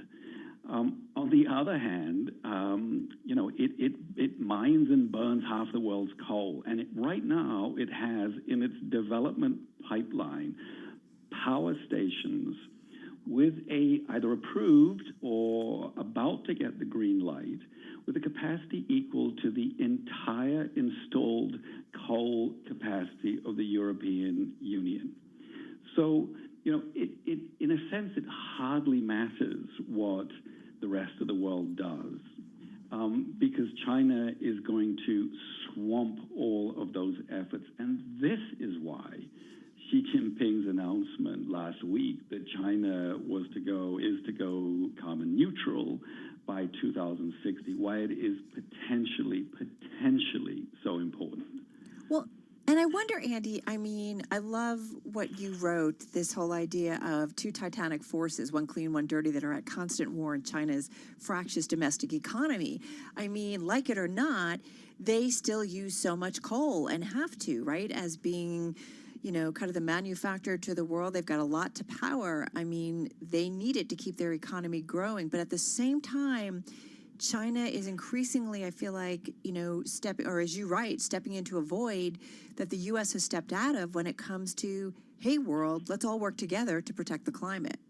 Exactly. So coal is shrinking in the rest of the world, and it's rising dramatically in China, particularly now that China wants to jumpstart its economy from the COVID lockdowns. It's fire up fire up the boilers. But here's the thing: China doesn't actually need all the capacity it's building.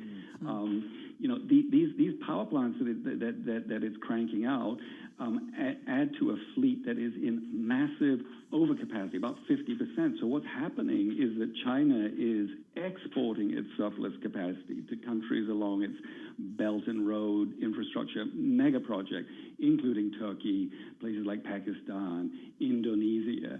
And worse than that, the technology that is exporting is its most basic, most polluting, dirtiest technology. So, Andy, you mentioned President Xi Jinping earlier in the conversation. What is his role in all of this? Because more so, it feels like, than any world leader, he has not just a massive economy that he's responsible for, but he has control of that economy in a way that few world leaders do. Well, that is somewhat true. But I mean, even Xi Jinping is subject to forces that are beyond his control, and this is sort of both positive and negative. So if you think about why is China cranking out all these power plants, well, provincial governments need growth. Right. And the easiest way they find to promote growth is by manufacturing, coal gear. On the other hand, he's under huge domestic pressure to do something about the environment. So the legitimacy of his party state derives, and has done for the past 40 years, from rapid economic growth. Increasingly, people in China are saying, we want you to prioritize clean air, clean water. So that's on the sort of the public opinion side.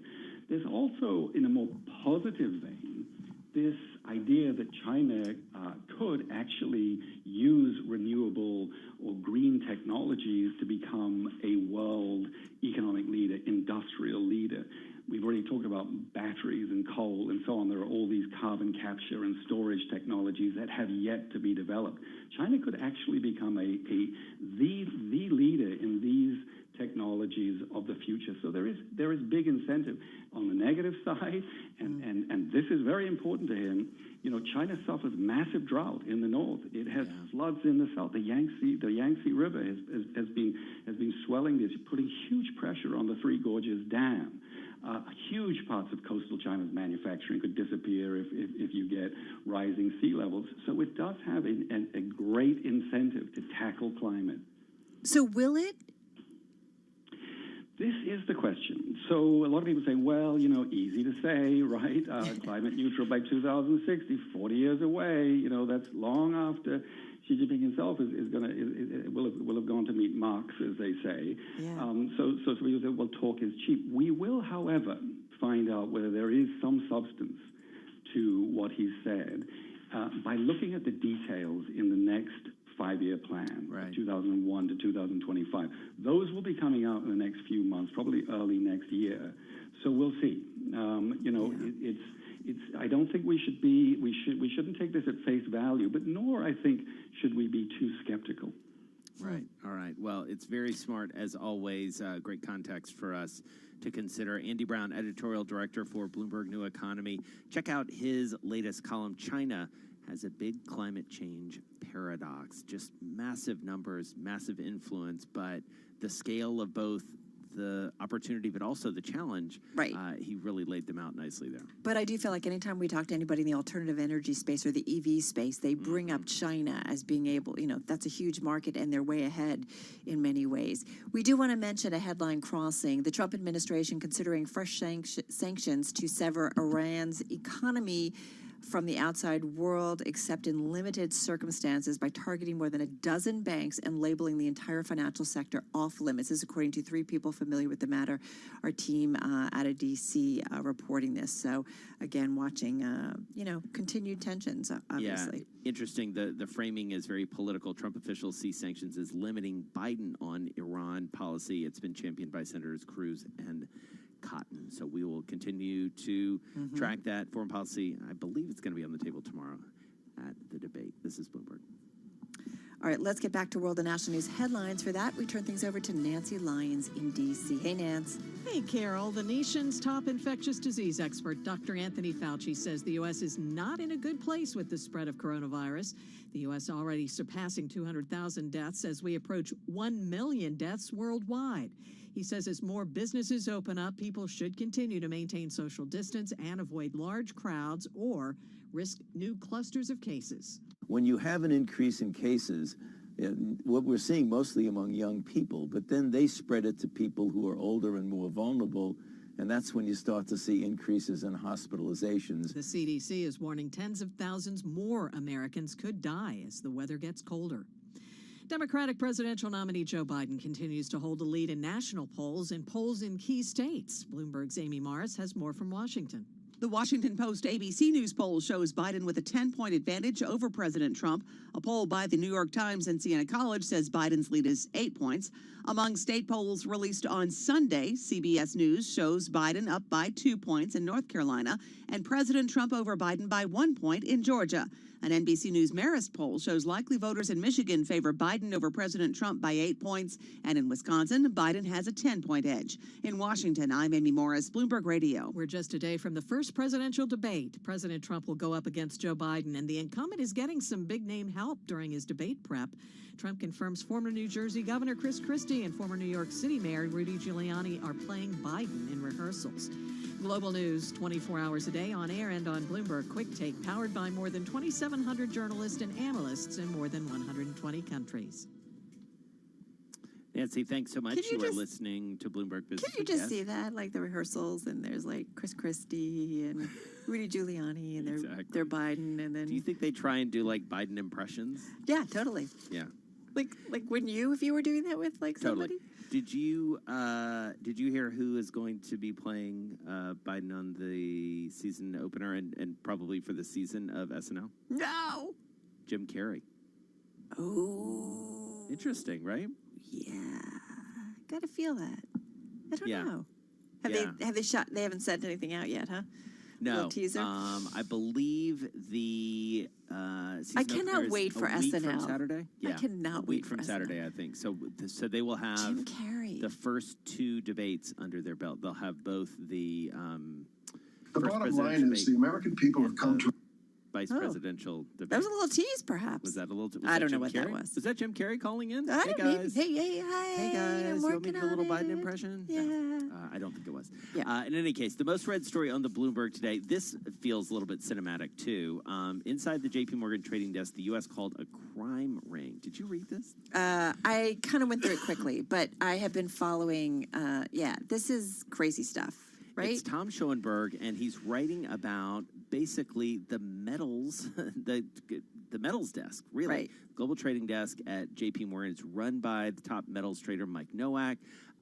He sets up this whole story. I'll just read the lead. Billionaires have Davos. For filmmakers, there's Sundance. For the people who mine and trade and ship everything from iron ore to platinum, there's London Metal Exchange Week. Woohoo! It's a blur of symposium. I put in the woohoo. Yeah, it's a blur of symposium and drinks with a reliably lavish lunch thrown by J.P. Morgan. Can I just say, okay, if you're wondering if it was not a good thing that they were involved doing this, the bank is expected to pay around $1 billion to settle with the U.S. Justice and U.S. Commodity Futures Trading Commission. I mean, that's kind of like, this is huge. This is the spoofing case The spoofing that we case. talked about last We week. talked about So last week, yeah. We did, but this is a deep dive into that desk. Check it out. We'll put it out on Twitter.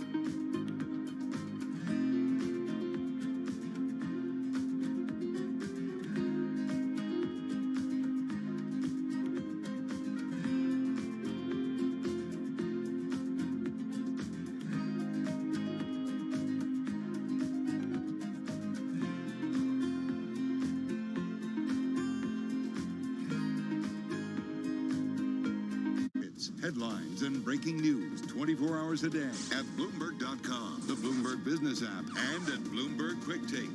This is a Bloomberg Business Flash. From Bloomberg World Headquarters, I'm Charlie Pellet. 43 minutes to go ahead of the closing bell with the Dow, the S&P, and NASDAQ all pushing higher off session highs, but green on the screen. Let's get the very latest now as we head right over to the first word breaking news desk for today's afternoon call. Here he is. Welcome back, Bill Maloney. And good afternoon, Charlie. U.S. stocks in the green from the start today, with the Dow currently up 482 points.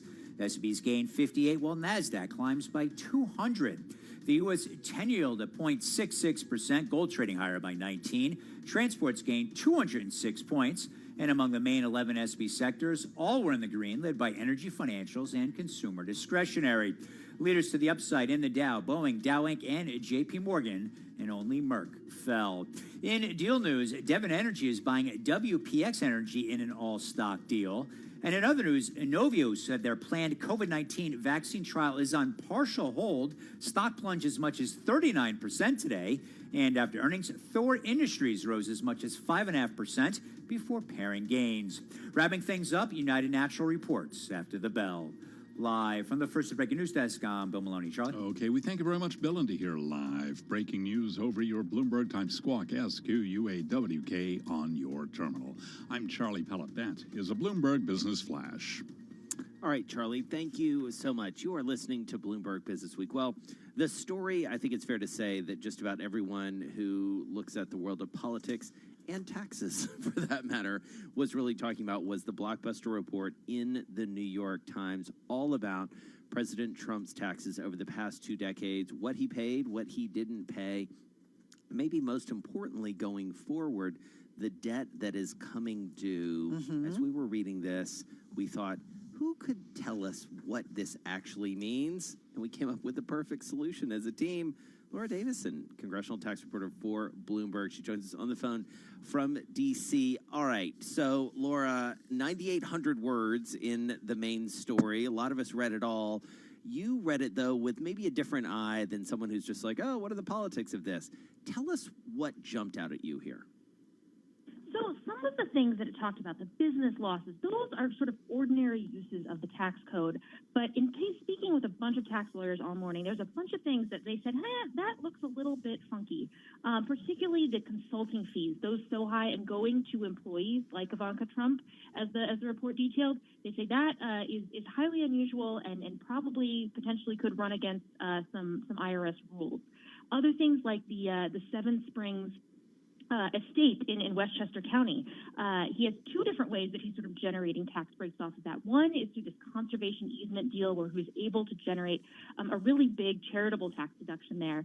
Lots of questions about whether the property was really valued correctly. The IRS has identified that sort of transaction as one that's ripe for abuse. So a lot of questions there. Also, sort of on that same property, Trump has listed it as an investment property for business purposes, for tax purposes, but also publicly, and the Trump sons have said, oh, this is our family compound. On the Trump Organization website, it's listed as a family retreat. There's some discrepancies there about how it's being viewed kind of in the eyes of the tax code and then how they're actually treating it, which were things that would really raise red flags for IRS auditors. One thing that jumps out is it also said he earned $73 million abroad in his first 2 years in the White House, including from authoritarian-leaning countries, as you point out in your story, such as the Philippines and Turkey, despite a pledge that he would pursue no new foreign deals while president. That's a big no-no. Yeah, and this is one thing that Democrats in particular are leaning in really hard saying. This is why we need to see, more of his, the full extent of his tax returns. We need to have more financial disclosures. They're really pointing that as to, something that could be an issue. There's also, some saying, look, this could be an issue for Trump in terms of him leaving office. He has all these connections. There's been a lot of kind of confusion and question thrown into, will there be a peaceful transfer of power? And this sort of adds another layer of sort of confusion and murkiness around that about what Trump's ties may be to the presidency, to his businesses, and to why, kind of the stake he has in staying in the Oval Office. So, Laura, as you were talking to tax experts today, and I guess you were texting with them last night, as we all were, trying to sort of figure out what this all means, as you had those conversations, how much of a tone of there was like, look, this is what rich guys do. They hire a bunch of lawyers, they hire a bunch of accountants, they pay as little tax as possible, and this is just kind of an extreme example of this. I think it's a little bit more than an extreme example. They're sort of, really using the tax code, to your advantage. And then there's maybe crossing some lines here. As the Times article details several things that tax lawyers said, hey, look, this is really beyond what I would advise my clients to do. But kind of in the bigger picture here, this really is a demonstration of how there are sort of parallel tax codes. One for sort of just, quote, average people who earn salaries versus if you have, a lot of different businesses and lots of different entities and, can employ some smart tax people, you can really save a lot more and pay a lot lower rate than someone who is, just filing with H&R Block. But these are his actual tax forms, because it's interesting in your story, that a lawyer for the Trump organization told the Times that, quote, most if not all of the facts appear to be inaccurate. I mean, they are reporting off of his tax forms. Yes, they didn't validate the forms with the Trump organization. They decided to protect their sources to keep those in-house, but they detailed, all the different information that was listed on those tax forms. So there seems to be a discrepancy that I'm not privy to between the Trump organization and the Times. But the Times says that they obtained the forms from a source that legally had access to them, and that they verified the numbers, through reporting on their own. What about the $300 million in loans, obligations for which the president is personally responsible that are going to come due, I think, in the next couple of years? What do we know about that? So there's a lot of questions there about where those loans are tied to. Nancy Pelosi raised that today, House Speaker, as one of her concerns of, who has those obligations and how might he be beholden to those debtors. The other thing, too, is just sort of bigger picture. You look at Trump has a potentially very precarious financial situation going forward. He has these loans that will come due. He potentially could have a very big tax bill from the IRS. There's lots of questions about sort of his financial situation and sort of, particularly if he's still in the government, what incentives he might have to make sure that he doesn't fold. He doesn't have to file for bankruptcy. Right, exactly. All right, Laura Davidson, great context. Thank you so much. Congressional tax reporter for Bloomberg, joining us on the phone from the nation's capital. Everyone trying to break down what it all means and what it means going forward, Carol. As if 2020 couldn't get any more stranger. Just wait. We've got I know. We've got like less than 100 days to go, but still plenty of time. We got a little less than 5 days of the election. Plenty of time. Plenty of time for some more shenanigans. Don't you worry. Don't you worry. Your pretty little head there, Ms. Exactly. Nassar. I knew where that was going. Yeah, didn't say it. I know, but you thought it. All right, coming up, we've got the chart of the day, the song of the day. Oh, we don't have the chart of the day because Dave Wilson's off, but we've got another treat for you, so stick around. This is Bloomberg.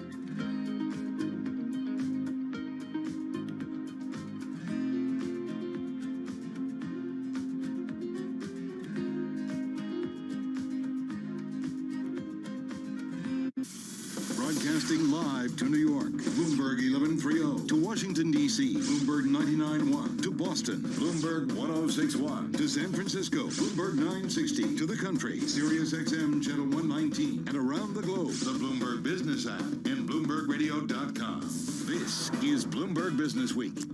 Coming up, we are going to hear a tease about an upcoming special from our beloved Lisa Abramowitz, talking about Generation Interrupted, some of the knock-on consequences of this global pandemic. Yeah, we saw this after the financial crisis, and here we go again. So we'll get to that in just a moment. First up, back to your top business stories. Another check on that trading day. 29 minutes to go, Charlie Pellet. Indeed, we've got the Dow, the S&P, and NASDAQ holding close to session highs.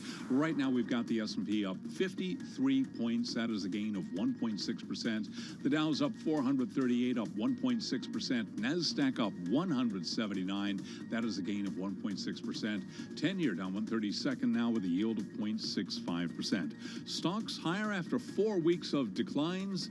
Banks leading the S&P 500 index toward its biggest gain in 2 weeks as investors find buying opportunities after the gauge fell to its lowest since July last week.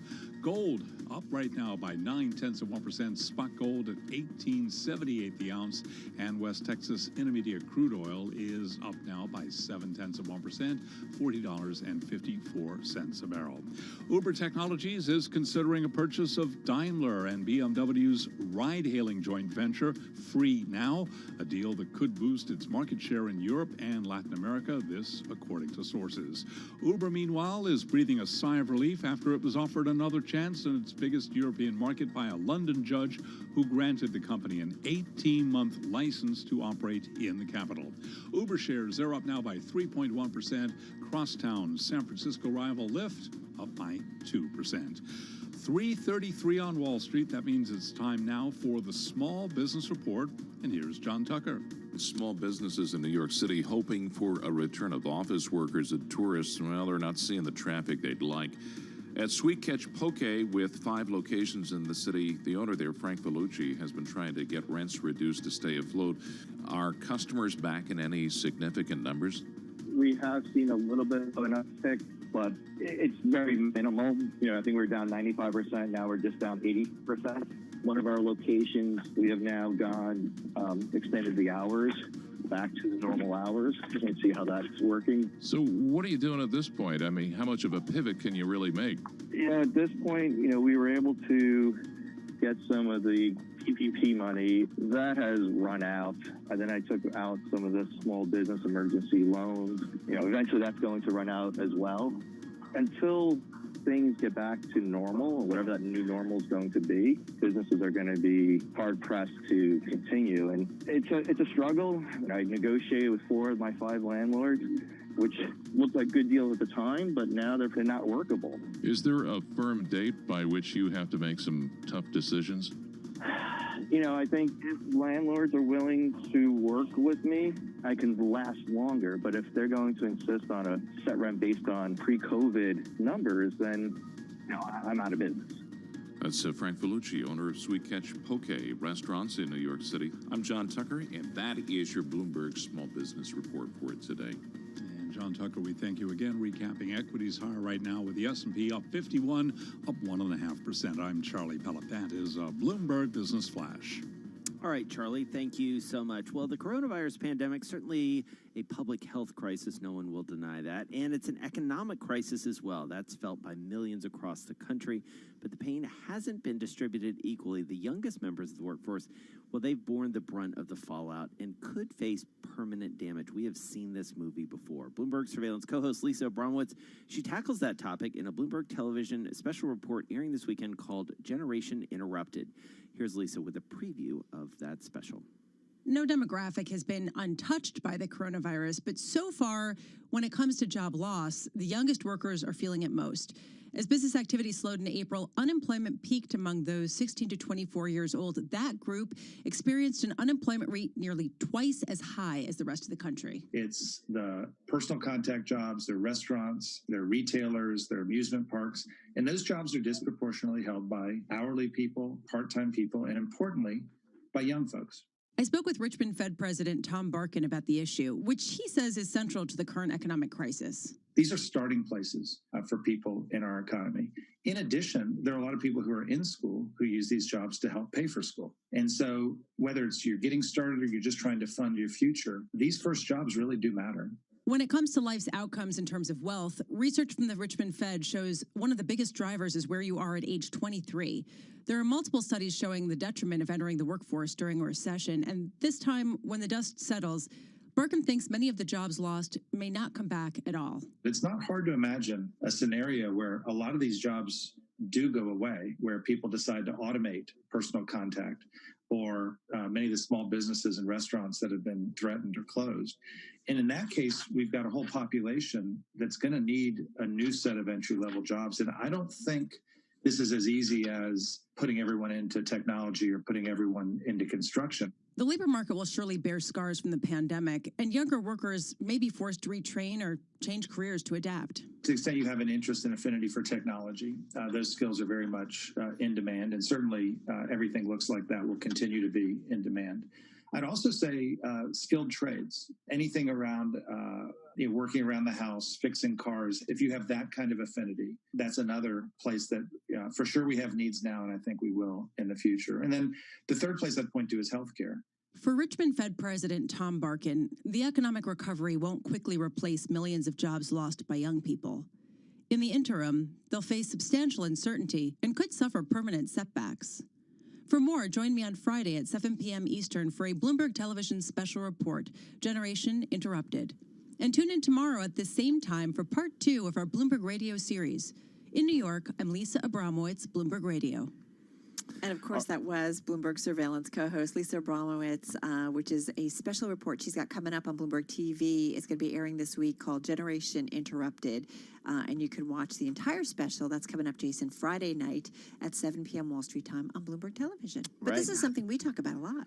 Totally, yeah. Highlights here on this program throughout the week of that special by Lisa Abramowitz. So looking forward to hearing more of those interviews and understanding what's underneath all this, because it is a complicated economic situation. We know that, and I feel like, to your point, these are some of the things that Sandro Galea was talking about, the inequalities of the system, the disproportionate effect, especially when you think about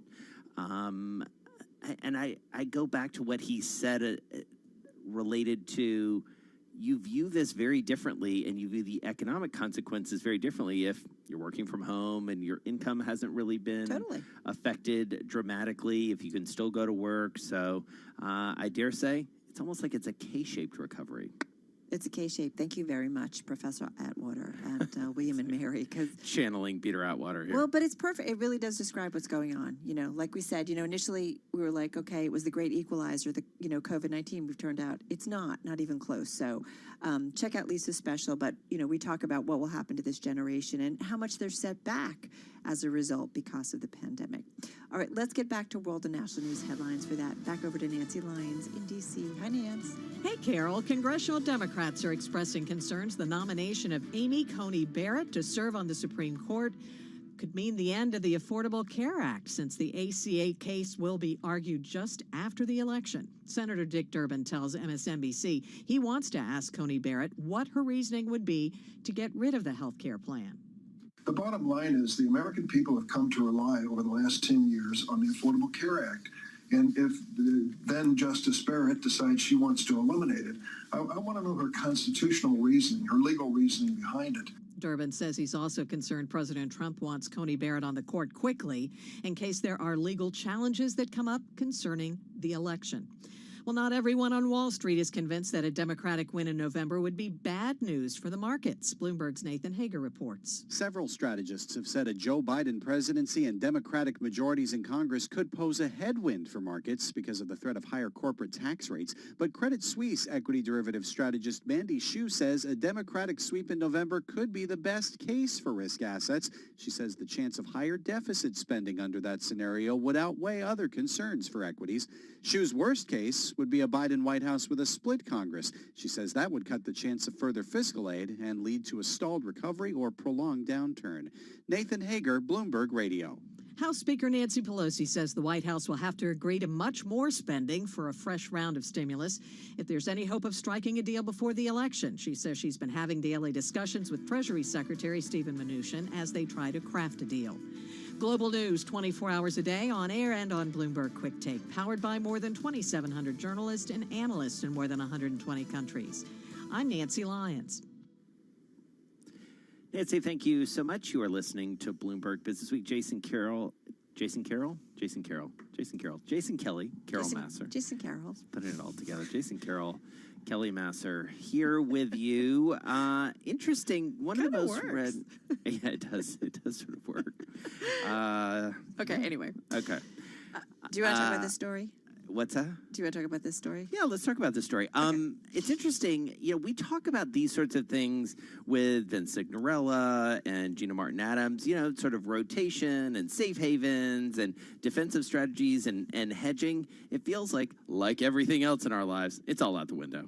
Yeah, that's yeah, those normal correlations, and that's exactly our Joanna Ossinger. She wrote this story: safe haven assets seen as traditional hedges, they aren't panning out as they once did. And she's talking about some thoughts from J.P. Morgan Chase specifically, and just talking about these easy money policies that we've seen from the Fed, you know, kind of nonstop, ongoing, may actually be keeping investors in cash and away from other traditional buffers. They put out a note on Friday, and that's because such policies create a zero yield environment where cyclical assets might be too difficult to hedge. So that complicates things, right? You might not be so willing to do that. Right. And it might not be the strategy that's actually going to work as a counter. You know what I mean? Yeah. And the whole notion of a hedge is like, all right, well, if this thing happens, at least I'm protected over here. But it's harder to get protected, especially as things sort of decouple and the traditional ways that you would expect things to act, they just don't act that way. And safe havens, you know, gold has been interesting to watch. But we're obviously. talking about treasuries, yen versus the dollar, Swiss franc versus the euro. Gold have done very little or even fallen. Right. Despite the fall off in equities, right? So, yeah, not surprisingly, one of the most read stories on the Bloomberg today. Check that out. We're going to get you to the close of trading here on a Monday. As you've been hearing from Charlie, stocks, they're up. We got some reasons for it. They're up maybe on this Monday. We'll get to that. This is Bloomberg.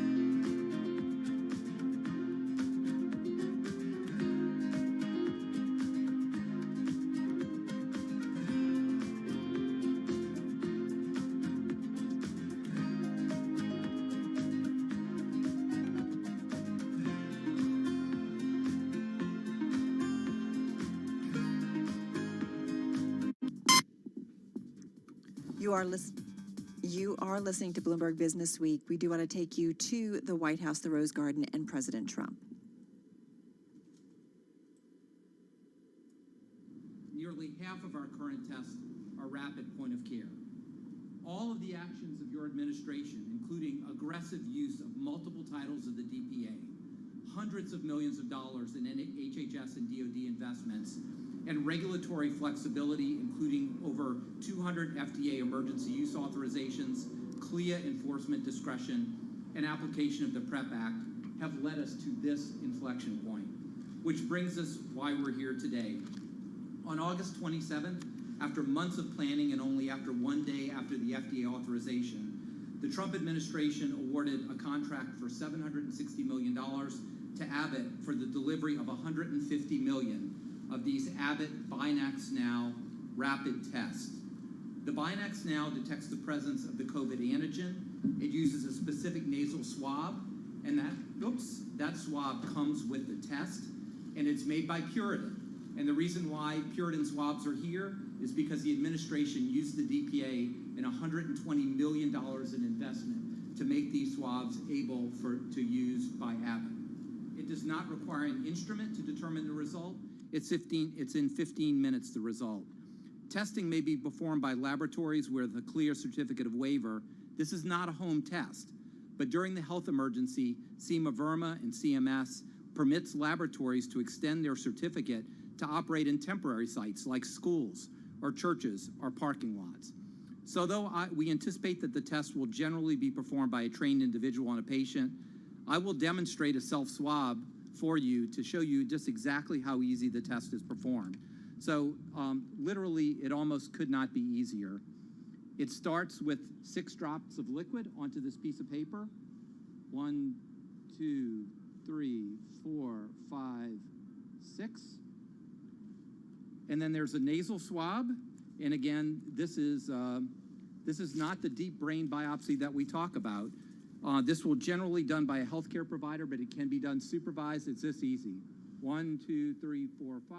All right, you've been listening to the Assistant Secretary for Health, Brett Giroir, under the Trump administration, talking a little bit about the tests for COVID testing. So we'll continue to monitor that press conference underway live right now, and of course bring you any important headlines as they are made public.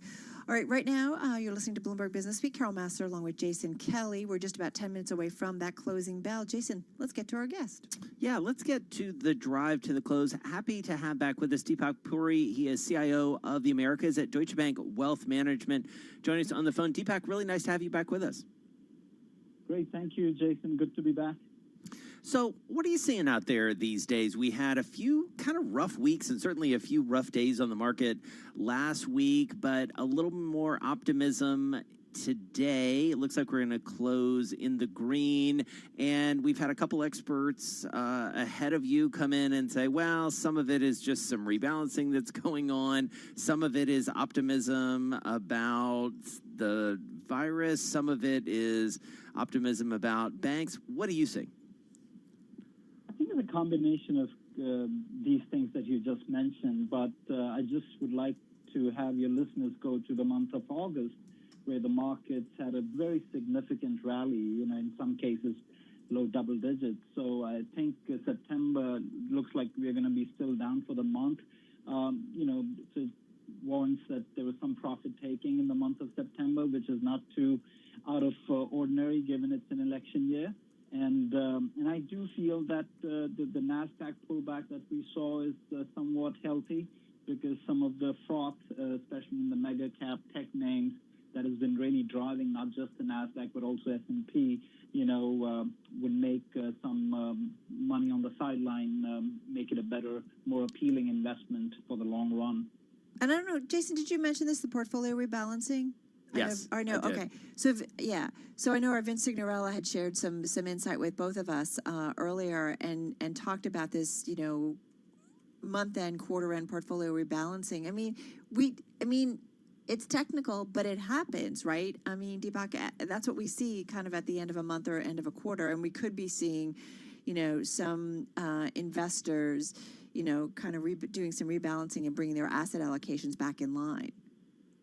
Yes, indeed, and I think one should also keep in mind that the entire tax regime might also be in course for a change if there's a change in the White House, especially if there is a blue wave. I don't necessarily expect that to be the first course of order, but that can potentially happen. The Biden, manifesto calls for an increase of taxes on both, long-term capital gains and ordinary dividends. So I think might be, this time around it's a normal rebalancing quarter end, but I think end of the year rebalancing this particular year might be even more severe than what we are used to in other years. So when you think about sort of riding out this period, we're getting closer and closer to 30 days out from the election, and you alluded to some of the different plans.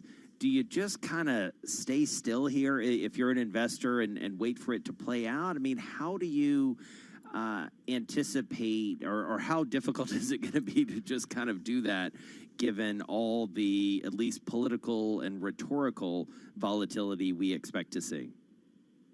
Yeah, I think this has been such a unique year, Jason, and I don't think it's going to really abate anytime soon. I think we're entering this heightened period of volatility. Normally, in a general election year, that volatility tends to go down post-election. I'm not sure that this time around that happens. We have already seen this rhetoric in terms of a contested election, and that might prolong the volatility.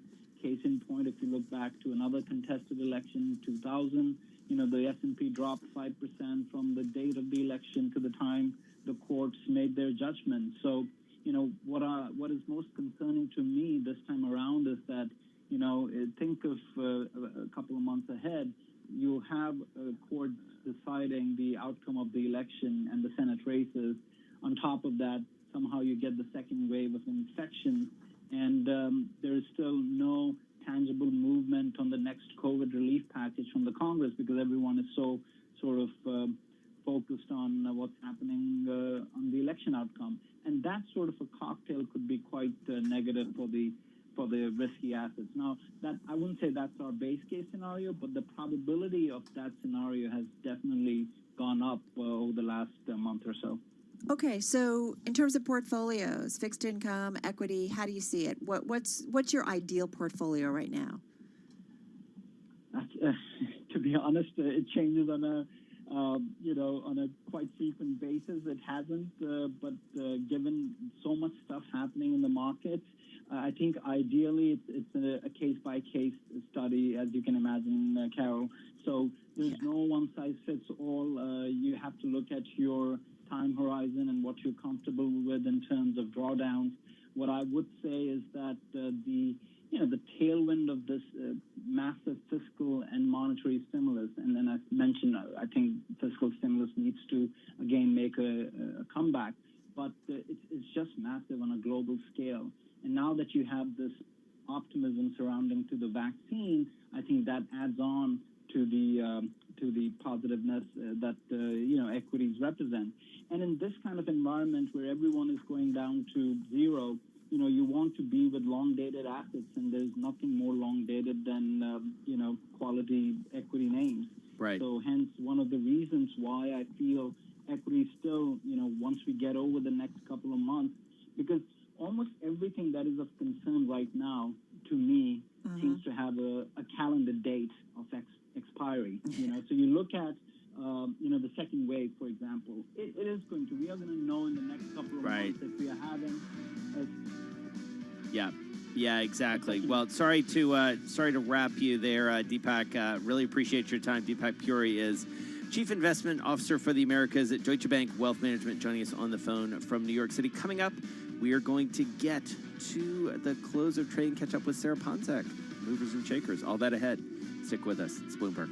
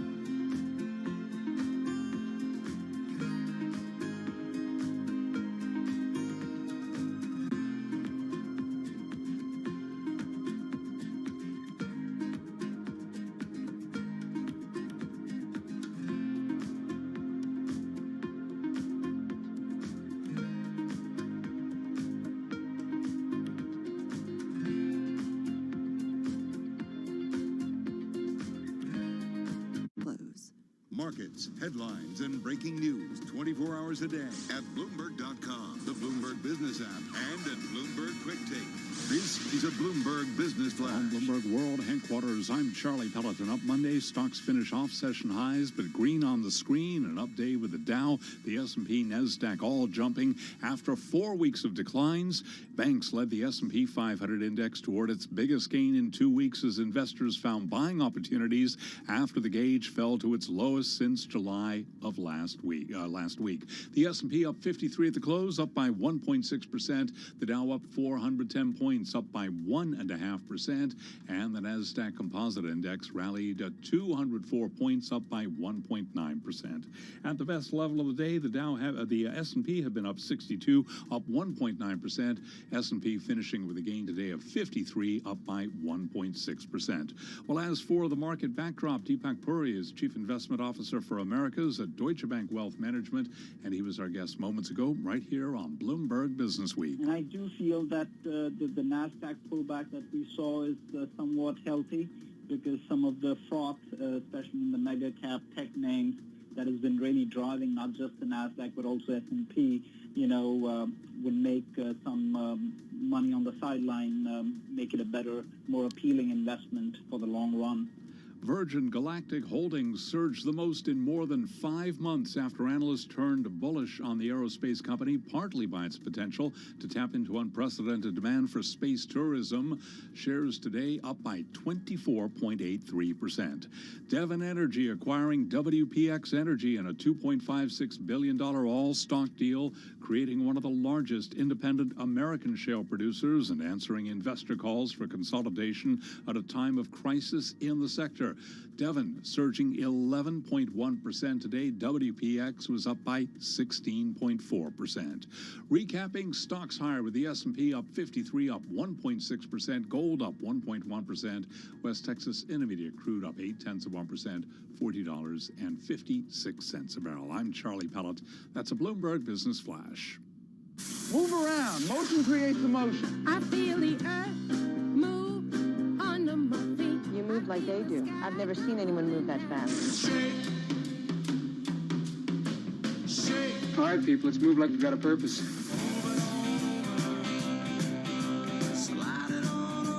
Something's called movers and shakers.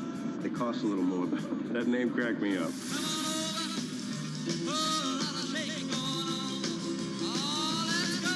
Bloomberg Business Week. Movers and Shakers with Carol Masser and Jason Kelly on Bloomberg Radio. Yes, indeed. Time to take a look at big picture when it came to the trade. Charlie, giving you those closing numbers. We finished well off our lows of the day, just off our highs of the day, but definitely a rally. Pretty broad-based, too. If I look at the S&P 500, Jason, 472 names in the index. Higher today, wow. 32 lower, 1 unchanged. And I want to bring in Sarah Ponzak, our Wall Street, or Bloomberg News. I keep doing that. I have it written down in my notes. I have it like a sheet that I bring up every day, and it just the words run into each other. Bloomberg News cross-asset reporter. But yes, she is the keeper of all things Wall Street. All things Wall Street. I'm Sarah Ponzak, Queen of Wall Street. Sarah, just own it, man. Yeah, just lean in. She's like, I'm I don't know. We're going to have to update my title permanently. Yeah, exactly. We'll just send a memo to the newsroom. I thought she wasn't going to say anything. She's like, these two are really crazy. I'm not even going to really get gone into off the that. reservation. What did I agree to? I wanted to make sure you could hear me. Keeper of all things Wall Street, Carol, I will mention it. Like you said, breadth today was phenomenal. It was very, very strong if you look across the indexes. But keeper of all things Wall Street, financials, the second best performing sector just behind energy. So energy, financials, you also saw a nice performance from industrials. So you're also seeing the cyclical areas of the market lead that you would hope to see, especially coming out of a recovery. And I'll also mention the Russell 2000. You look at small caps today, up 2.7%. So did you say coming out of a recovery? Is there something you know that we don't know? Maybe, well, no, not necessarily. But some are asking, if the market were today to be signaling that maybe we are going to emerge from the correction that we had earlier in the month, of course, deriving any conclusion from any 1 or 2 days because we had a nice day on Friday is definitely seen as a fool's errand. It would have to continue, but it's encouraging when you see these areas of the market be those that are leading the way higher. And so I guess I wonder, Sarah, on a day like this, how do you pick out the names that we should be watching? What jumps out to you? So one name that really jumped out to me today, and it's not a name that we all hear about day to day, but just because it kind of fits with the zeitgeist of the moment, though, and the idea that maybe there is still a little bit of froth in these markets. It's called Piedmont Lithium. So ADRs, the ticker is PLL. This is actually a mineral exploration company based out of Perth, Australia. So they issued a company statement this morning that it has now entered into a binding agreement with Tesla for the supply of a mineral that then becomes the source of lithium. So for those electric vehicle batteries, well, the stock's up more than 200% today.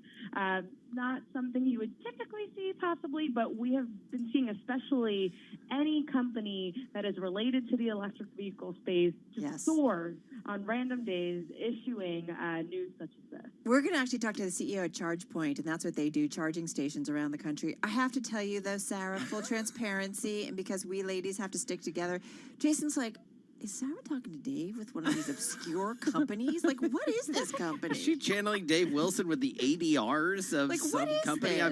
When I think PLL, I think of the Premier Lacrosse League. Like, what's going on here? And I just said, give her some time. Give her some time. This is going to be a good stock.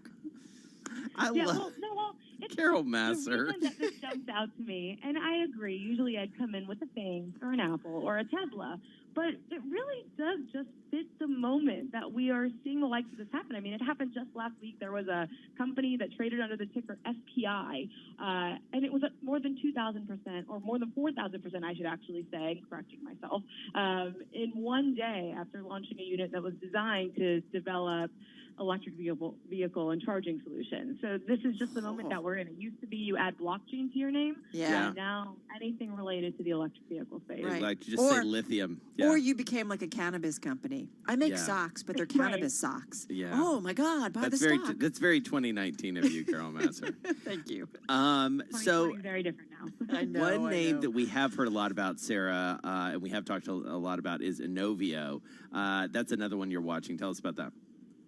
So what was interesting to me today about the news surrounding Inovio Pharmaceuticals, so what happened today, as you said, you've discussed it, basically one of their planned trials for their COVID-19 vaccine was put on a partial hold so they could answer some questions from the FDA. So their phase 1 trial is still ongoing, but typically in the past, for example, when we heard from AstraZeneca earlier in the month and their trial hit a speed bump, we would see it reflected through the broader market, and we have not seen that today, not once. We saw stocks end the day near their session highs. It did not seem like this news at all affected the market. Maybe that's because there are many candidates right now moving through 40 according to the World Health Organization as it relates to those vaccines, but especially at a time when we are seeing some flare-ups for the coronavirus in the U.S. and around the world in particular, the fact that this didn't bother the markets was pretty interesting to me. Yeah.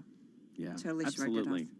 All right, Sarah Ponzak, really good to catch up with you. Thank you Keep those so ADRs much. coming. Keep those ADRs coming. Somewhere Dave Wilson's like, I'm just sitting here listening to some Springsteen, but I feel even happier right now. It's as if someone has taken my view of the world and is introducing some obscure stock names into the zeitgeist. But listen, Tesla connection. Yeah. And the stock is taking off. And I know all right, listen, listeners... you've already sold me out. You don't need to double down on the sellout here, Masser. I'm not selling it out. Since we ladies need to stick together, what the heck? Oh, you know. Lighten up, buddy. Lighten up, buddy. No, listen, we both were like, oh, what is with this name? No. Yeah, thank you. Thank you for finally admitting it. But she delivered. She totally delivered. Like she always delivers. I loved it. I love the connection. Yeah, Sarah Ponzak. And this is one of those names that, like, I'm going to get something on Twitter. What was that name that you guys were just talking about? Exactly. And you're going to say, it's the ADRs that make you think of Paul Rabel. Yeah, that's exactly. The Paul Rabel ADRs. And somewhere in this universe, Paul Rabel's like, wait a minute. Rabel's like, what? Should I have an ADR? I'm feeling a little different. He could do a SPAC. If Paul Rabel called us today and said, like, I'm doing a SPAC, we'd be like that checks out. Yep, done.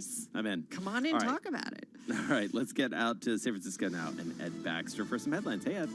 Hey, Jason. New York is fearing clusters of COVID-19 cases and that they may spread. This may be the most precarious moment that we're facing since we have emerged from lockdown. New York City Health Commissioner Dr. David Chomsky saying that if growth continues, could get out of control again. Governor Andrew Cuomo narrows it down. In these numbers, significant action in clusters. It's basically Brooklyn, Orange, and Rockland. And he says that rapid testing is needed. And the White House has just introduced a new 15-minute test. Admiral Brett Ginwa sticking the swab into his nose. This easy. 1, 2, 3, 4, 5. 1, 2, 3, 4, 5. Into the test, twisted 3 times. The adhesive is pulled off, and you wait 15 minutes. 15 minutes. He says they are being shipped. Dr. Anthony Fauci, though, in a separate place, is warning the U.S. is not in a very good place regarding the virus at all. But we want to do everything we possibly can to avoid an absolute shutdown. In other words, get the cases under control by the common sense types of things that we've been talking about all along, those public health measures. We can do that. In California, the immediate concern more is wildfires. Overnight, Governor Gavin Newsom. So far this year, 3.75 million acres burned, over 8,136 fires again so far this year. The latest burning north of wine country. In San Francisco, I'm Ed Baxter. This is Bloomberg. God, that is so upsetting every time I hear about that. I know. The scope of it is really just incredible. In wine country, you know, it felt like maybe some of that would be spared, but no, it's not. It's just terrible. So, yeah. Hey, let's talk about this story trending high on the Bloomberg, among the most read, really high up there on the list. JP Morgan now telling thousands of office workers, this is in its consumer unit, they can plan to continue working remotely until next year. And this is very different from what we've heard from some of the other operations at JP Morgan. Senior traders, right? They were saying, come on, get back to work. Yeah, I mean, this is a little bit of the stop-start I feel like we're seeing from big companies. I think part of it is because we are starting to see some tick-ups here in the tri-state area. You just heard a little bit of sound from Governor Andrew Cuomo talking about a couple counties and a couple areas, Brooklyn, Orange County, which is up here, up this way, and Rockland County just across the river from Westchester, where they are seeing some increased positive cases. New York is really worried, I think, about any resurgence.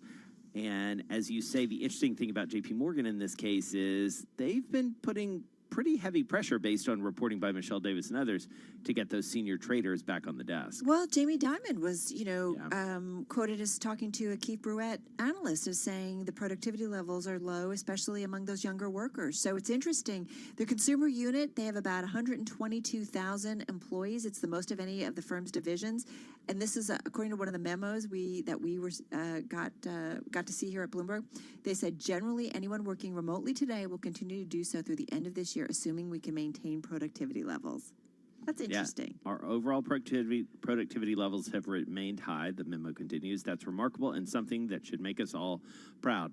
So there you go. Productivity levels were a problem. Yeah. Did you guys run this one by Jamie? Has he seen this memo? Okay. Like that. We'll keep watching this. This is Bloomberg. Yeah. Yes, indeed.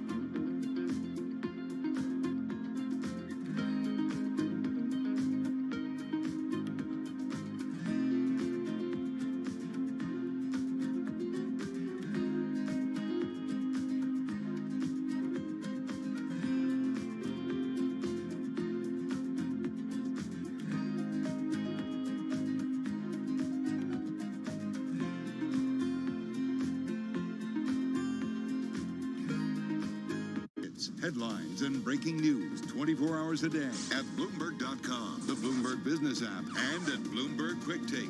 This is a Bloomberg Business Flash. From Bloomberg World Headquarters, I'm Charlie Pellet. Hertz Global has named a new chief financial officer. He is Kenny G. Chung. He is the new CFO.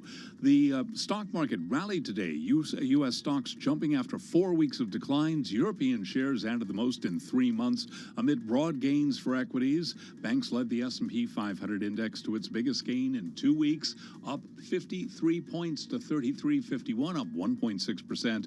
The Dow up 410 points, up 1.5%. Nasdaq up 203 points today, up by 1.9%.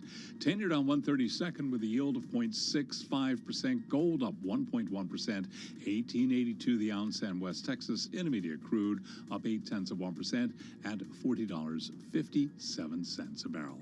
I'm Charlie Pellet. That is a Bloomberg Business Flat. All right, Charlie, thank you so much. You are listening to Bloomberg Business Week. For a second there, it sounded like Kenny G was going to become the CFO of Hertz, which I feel like we would have to cancel the rest of the show. I would so think many so. Thoughts. So many thoughts. Blow out so the many brakes. We would just have to go into overdrive. Done and done. Yes. So our next guest is really at the nexus of a number of things that we talk about a lot on this program that you and I are personally interested in, and we know are at the core of what investors are thinking about. We're talking about EVs. We're talking about sort of the electrification of the fleet, as it were, but also blank check companies, SPACs as they are known. Pasquale Romano is the president and CEO of ChargePoint. He joins us on the phone from California. Pasquale, really nice to have you with us. First of all, I have to ask you, we've been hearing so much about what's going on in California. How are you? How's your world out there? It's, what's that old saying? We live in interesting times. Yeah. It's never a dull moment here. It's pretty amazing. I mean, just how, especially in California, kind of dealing with all of the various aspects of it. And obviously the governor is very much at the core of what we're talking about today as it relates to EVs. Let's talk about that as sort of the backdrop and then hear more about what you're doing with the company, because I feel like we're having a moment when it comes to EVs. Yeah, we are. And, what I remind people about the particulars of what the governor's announcement, the ban by 2035 on the sale of cars that aren't zero emission. What I remind people is that while that is groundbreaking in the United States, and I fully support what the governor is doing, it's very courageous. We live in a in a global market here for electric vehicles. The automakers have to funnel their R&D into programs that will, enable them to sell globally. And that is not the first ban globally that is actually following suit, but there are many bans like that in Europe, right? So we're looking at a trend here where the U.S. is following. I know. I wonder exactly. And China, too. Like, I feel like anytime we talk EVs or something, everybody's like, well, China's going to set the standards because they're going to be ahead of all of us. How do you see it playing out in terms of the rollout? I mean, I feel like the infrastructure, you guys are right smack in the middle of all of that. How is that going in terms of the infrastructure build? Well, the infrastructure build, there's a lot of misunderstandings. It stems from, I think, a natural tendency for people to pattern match on 100 years of driving around until the little yellow light is on. That's not how you fuel an EV. Most of the fuel, over 90% of it, onboards while you're home or work or parked where you're going about your shopping or how you play during the weekend or what have you. And so that build out happens along with cars, not in advance of cars. So if you look at how our customers buy from us, each business that wants to provide charging in their parking lot as a nice thing to do for their employees or their customers sees more and more cars and puts in more and more charging infrastructure in the parking lot. It's only when you want to drive beyond your battery range that you need the infrastructure has to go in ahead. And that is evolving right now in the U.S. And there's so much attention on it. I trust that will get solved shortly. And who's going to solve it? I mean, how does it get solved, and who holds the keys to sort of the next push forward here, Pasquale? Yeah, so I mean, here's our view on that. I think that in the mid to long term, it's project investors that are investing in pools of fast charge sites at key points along long haul routes. Remember, you need this when you're driving beyond your battery range. When you're driving within your battery range around town, there's infrastructure that's coming along that's there and sufficiently and pacing cars to solve that problem. If the project investor starts to be able to lean into it when they know there's coming, and I think as we're seeing now all these models launching beyond what Tesla's obviously done, there is a growing confidence, and I think that next wave is going to come fairly quickly. And then also the convenience stores, they're already leaning in with us. National Association of Truck Stop Operators is now leaning in. So you're seeing it over the next few years, I think. Well, Pasquale, should we be excited that we're finally starting to turn? I mean, we still have, a small amount of EVs, certainly in this country, but are we starting to see momentum pick up? I know a lot more automakers. I feel like we're finally going to see some more offerings. It's not just really the Tesla story. Is there something you're seeing that says, okay, here we go, folks? Yeah, I mean, it's why we made the decision to take the company public through the transaction process that we announced on Thursday. Public market investors, in our opinion, they're not speculators to a large degree. They can't speculate on things too far out. They need some tangible evidence that a market trend is actually going to stick. And, automobile manufacturers, it takes a long time to develop a car. And now that they're announcing these vehicles and they have committed R&D plans, the genie is out of the bottle permanently. And because it's global, as I mentioned before, you can't have your gas cars for North America and your electric cars for Europe and China. You've got to decide whether you're going EV or not. Right. And they're going EV. Yeah, it's so interesting, this inflection point that we seem to be living in. Stick with us. We're going to continue this conversation.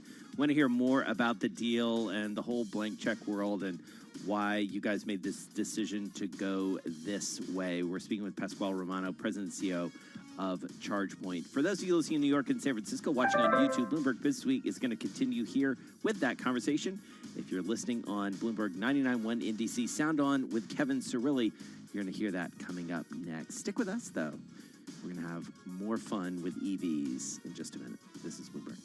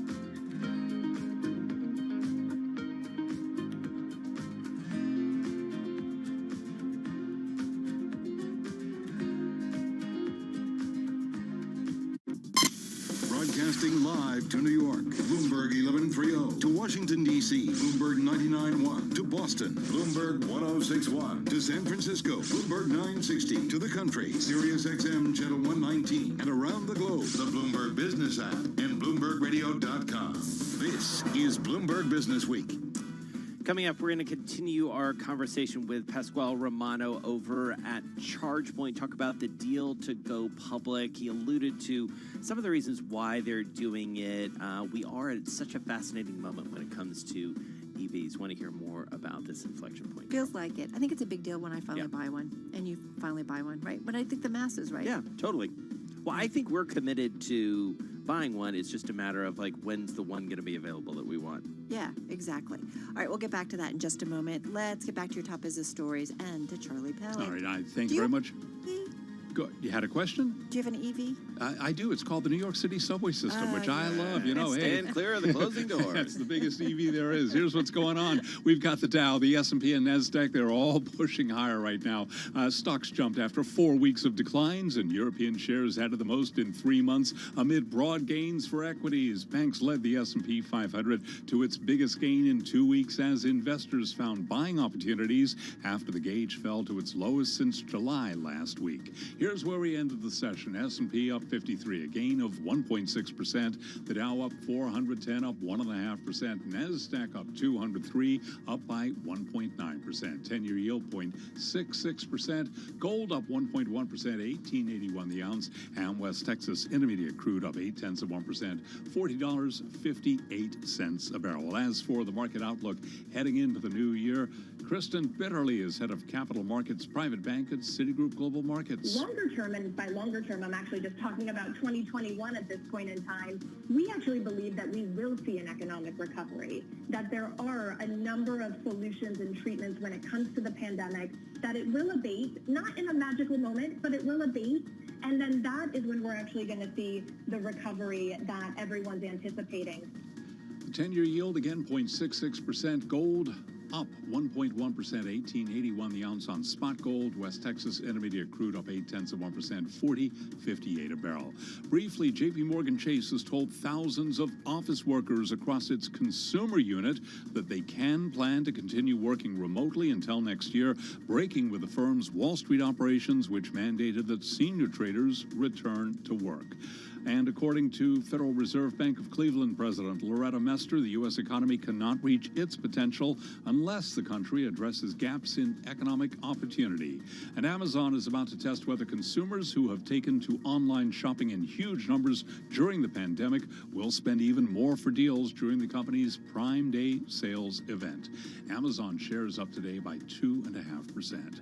I'm Charlie Pellet. That is a Bloomberg Business Flash. All right, Charlie, thank you so much. I want to bring back our guest, Pasquale Romano, President and CEO at ChargePoint. He is on the phone in California, and they are a company that provides electric vehicles, the charging networks around the country, and they recently announced plans to go public on the New York Stock Exchange. They're going to merge with Switchback Energy in a deal that the company says values the firm at $2.4 billion. So, Pasquale, I do wonder, what are the limitations? I mean, forgive me, I have a Monday brain on, so I apologize. But what are the limitations still? Is it just demand? Is it more EV offerings? What is it that really kind of still limits us in terms of EVs taking over when it comes to vehicles here in the U.S.? It's a great question. It's as you guys were, when you guys were talking to each other, it's exactly the issue. There has to be one that the consumer wants to buy, and the consumers don't buy one type of vehicle or even a small number of vehicles. There's a broad array of vehicles out there at different price points and sizes and shapes because it has to fit your lifestyle. And you're seeing that now. You're seeing with all the announcements, you're seeing more price points filled in the matrix and, all the different shapes and sizes. Pasquale, I do wonder, I was intrigued by something you said earlier about, targeting convenience stores and truck stop operators. How different is the sort of footprint going to look as we move into the next, 3, 5, 10 years in terms of, what back in the day we would call a filling station? I mean, is it just sort of changes on the margins, or are we going to be rethinking more completely what that appears to be and what that experience is? Well, you're not. Yeah, well, some number of what we have known to be gas stations are going to be important as they convert to electricity.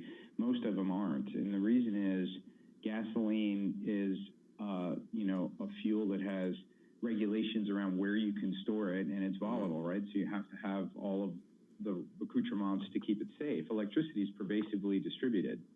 So with electricity, you can charge up anywhere you're parked. So why have this chore of going to the gas station most of the time? You can do it in your home. You can do it where you work and around town where you're shopping or playing. And only when you're driving beyond your battery range, or when you have an unexpected long trip come up and you want to top your battery off, do you need to go to something that looks like a gas station. But what about like city urban environments? Like I try to figure out that, right? Not everybody has a garage or a driveway, or like how is that going to play out ultimately? Yeah, so it turns out that people that live in city urban environments also don't drive to work much. They will usually take public transportation or they'll mix in other modes. So there's very few use cases where you're driving a long distance every day to commute to work, but you live in an urban area. So I think this gets filled by some street side capability with EV charging, and you're seeing cities, especially in Europe, invest in that too. If you have private garages where you've rented a space to store your car, those are adopting electric vehicle charging at a pretty good clip, so that'll clear up there. And then a bit of a round town metro area fast charge for these deep urban areas. But the real question long term is, as EVs are penetrating and car ownership is decreasing, right? How do those two trends play off each other as well? Right? So you have to be thinking about that in urban areas where really you have to start wondering what are the use cases that would make you own a car. Right. It versus a zip car or some sort of other situation. All right, Pasquale Romano, thank you so much. President and CEO of ChargePoint, joining us on the phone from California, of course, announcing last week it's going to become a public company through a SPAC. So we will certainly be watching that, because I do think that ultimately, Carol, this could be one of the names that we look at as a proxy ultimately for EV uptake. When you and I ultimately get around to buying an EV. I'd like it to be my next car. When they make that station wagon for you. You're a wagonista. I do like my wagons, although my husband's getting to a point, he's like, I think we're done with the wagons. But Tesla has a hatchback. I know that. I know. The Model Y. Do they? Yeah, Dennis Kelly was trying to push that one on me. Hatchback, but not yet, huh? No, it's out. No, I know. Oh, you mean not yet for us? Yeah, I don't know.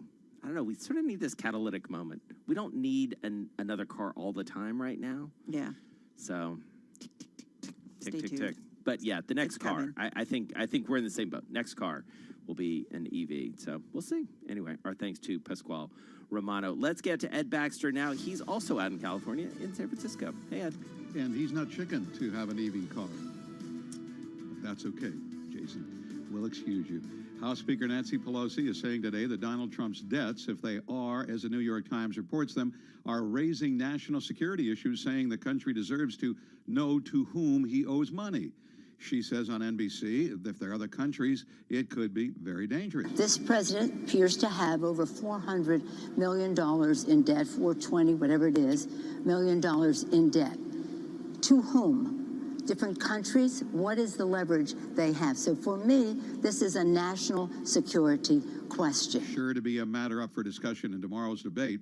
A New York City very concerned about clusters of COVID-19 cases. What we worry about is that if this growth continues, it will turn into more widespread community transmission, both in these neighborhoods as well as potentially citywide. New York City Health Director David Chokshi saying there's immediate need for rapid testing. Governor Cuomo. Point of the tests is just this, is to be able to pinpoint, identify the clusters to find where the cases are coming from. Cuomo says it needs to be done soon to avoid a slowdown of reopening or a pullback of reopening. In California, Governor Gavin Newsom says COVID trends are looking better. Of course, not surprisingly, not only in the positivity rate, but you're seeing the hospitalization numbers here in the state, a 20% decrease over the course of the last 14 days. ICU admissions tracking similarly at 21%. Fires, another story, continue to burn. In San Francisco, I'm Ed Baxter. All right, Ed. Are you excited about the debate? I kind of am very excited. I am very excited about the debate. I mean, listen, I love politics. I always have since I was a kid, and you know, studied it in college, and you know, took. Was some it Jason great Kelly for political like courses. school president? Yeah. I was I think I was the secretary of the class. I didn't win. I didn't win presidency, but thanks for reminding me. I was treasurer. Yeah, well, that checks out. So yeah, no, I'm very excited about the debate, and I think, although you know everything that I read, and it's probably the same stuff you do, there aren't a lot of persuadables at this point. You know, people are very locked in. There's a lot of votes been cast too. A lot of 1 million plus, I think. I saw somewhere. So, in any case, we'll see. I mean, we have 4 weeks of debates, right? It's like bing, bing, bing, bing, right? I guess I just feel like it's been, I don't know, maybe because of the virus and maybe because people haven't been on the campaign trail. Like, I just feel like I'm looking forward to getting 2 candidates up on the stage, hopefully talking about policies, programs, what they stand for, what their platforms would be, what would their presidency look like. Yeah. Hopefully it's not going to be a lot of, you did this, you did this, you did this. I don't know. Well, I'm it's just looking forward interesting, to too, you know, single moderator, it's Chris Wallace is doing the first one from Fox. He basically said, I'm not going to be fact-checking, but he also said in one interview that I saw, he said his dream would be that someone, after the debate, turned to whoever they were watching with and said, that was a really interesting debate. I feel like I learned a lot. Who was the moderator again? He does not want to be part of the story, which I appreciate. And I agree. And listen, I think if you saw the interview that he did with the president there at the White House a few weeks ago, you know, this was the famous, you know, cognitive cognition test that he talked about. He pressed him pretty hard. So we'll see what it looks like. I have a feeling a lot of people are going to be tuning in. I think so too. And I think at this point, if you have any questions, you maybe just want to kind of, you know, just kind of check yourself here. Yeah. All right, Treasurer Master.